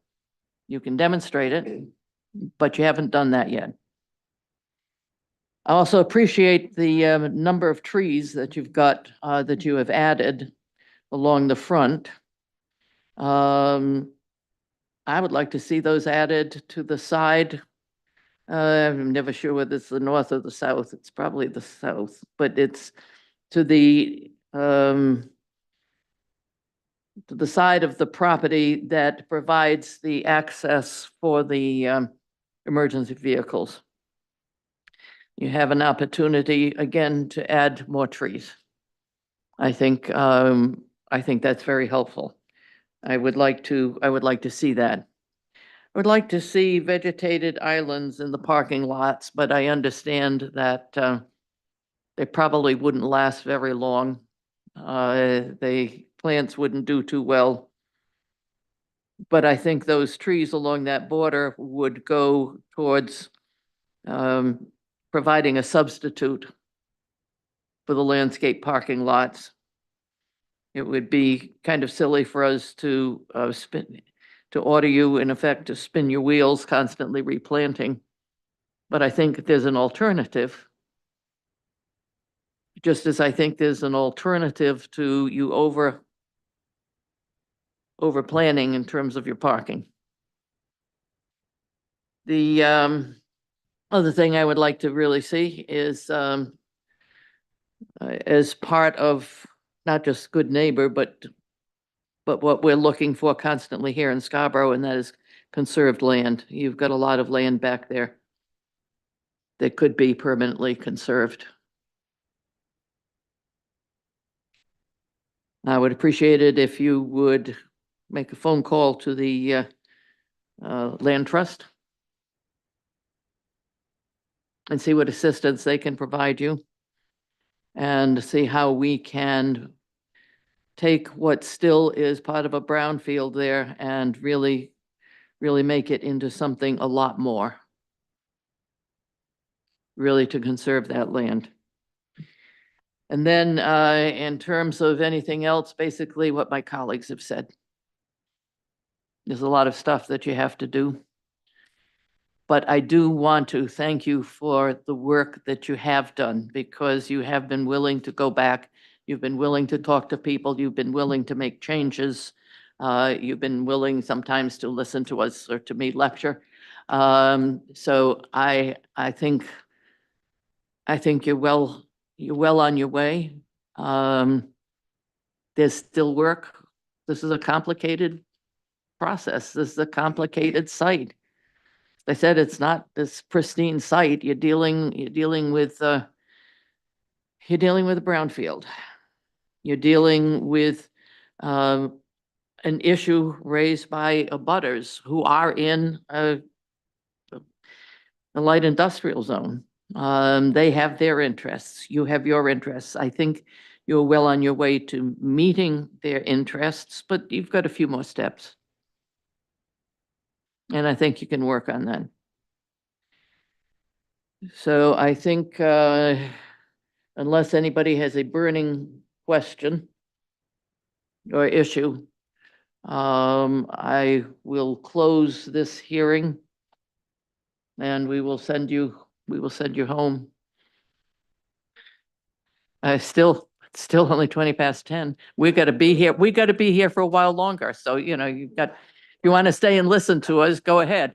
But I appreciate the work you're doing. I appreciate the constant push to us from the neighbors to remind us to keep things in perspective, that there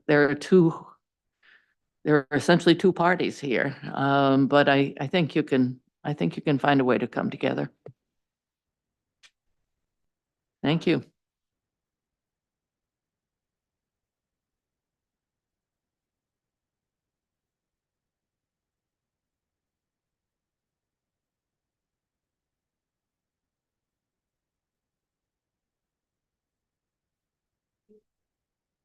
Madam Chair, can I ask you a question?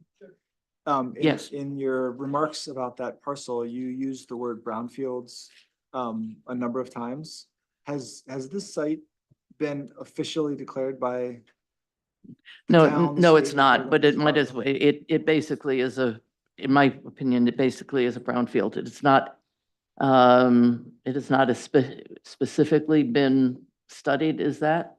But given what's been there since 1947 and the uses of the land, we did ask a couple of years ago when another group came through with a proposal, we did ask them to do a study on what was there and what the soil was like, and that is available on the website. So you might want to take a look at it. Yeah, it's not an easy site.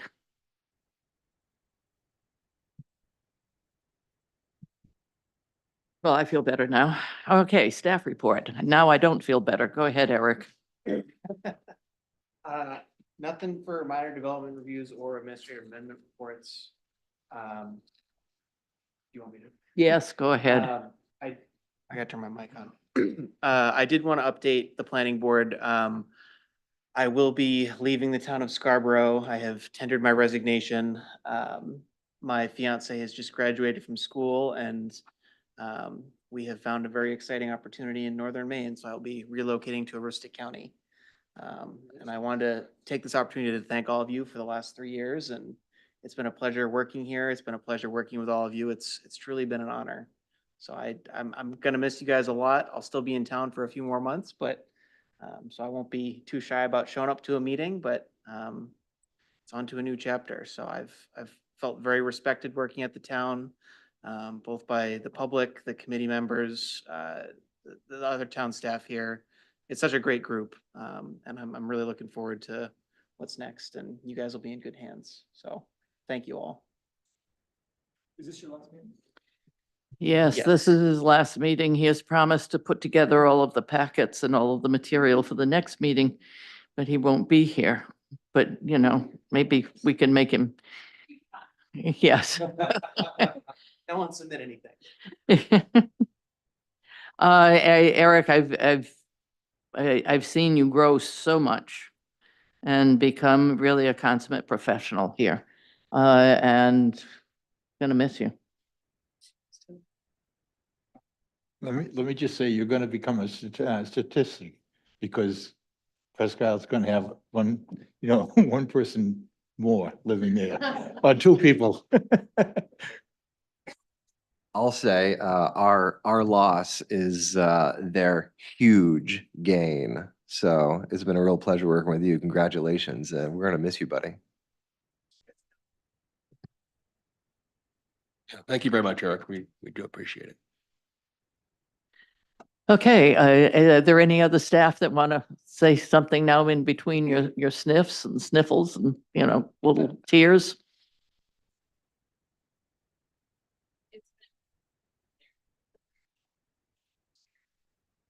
Oh, when I moved here from Texas, you know, you're always leery when you go to a new state and a new job and a new position, but Eric's been fantastic to work with, and so I'm gonna miss him a lot. But I'm still gonna text him. I'm gonna text him at our next meeting. I'm gonna answer them all day. Yes, because at the next meeting, Autumn's going to be sitting here. I'll probably be in the audience. Do not make faces at us.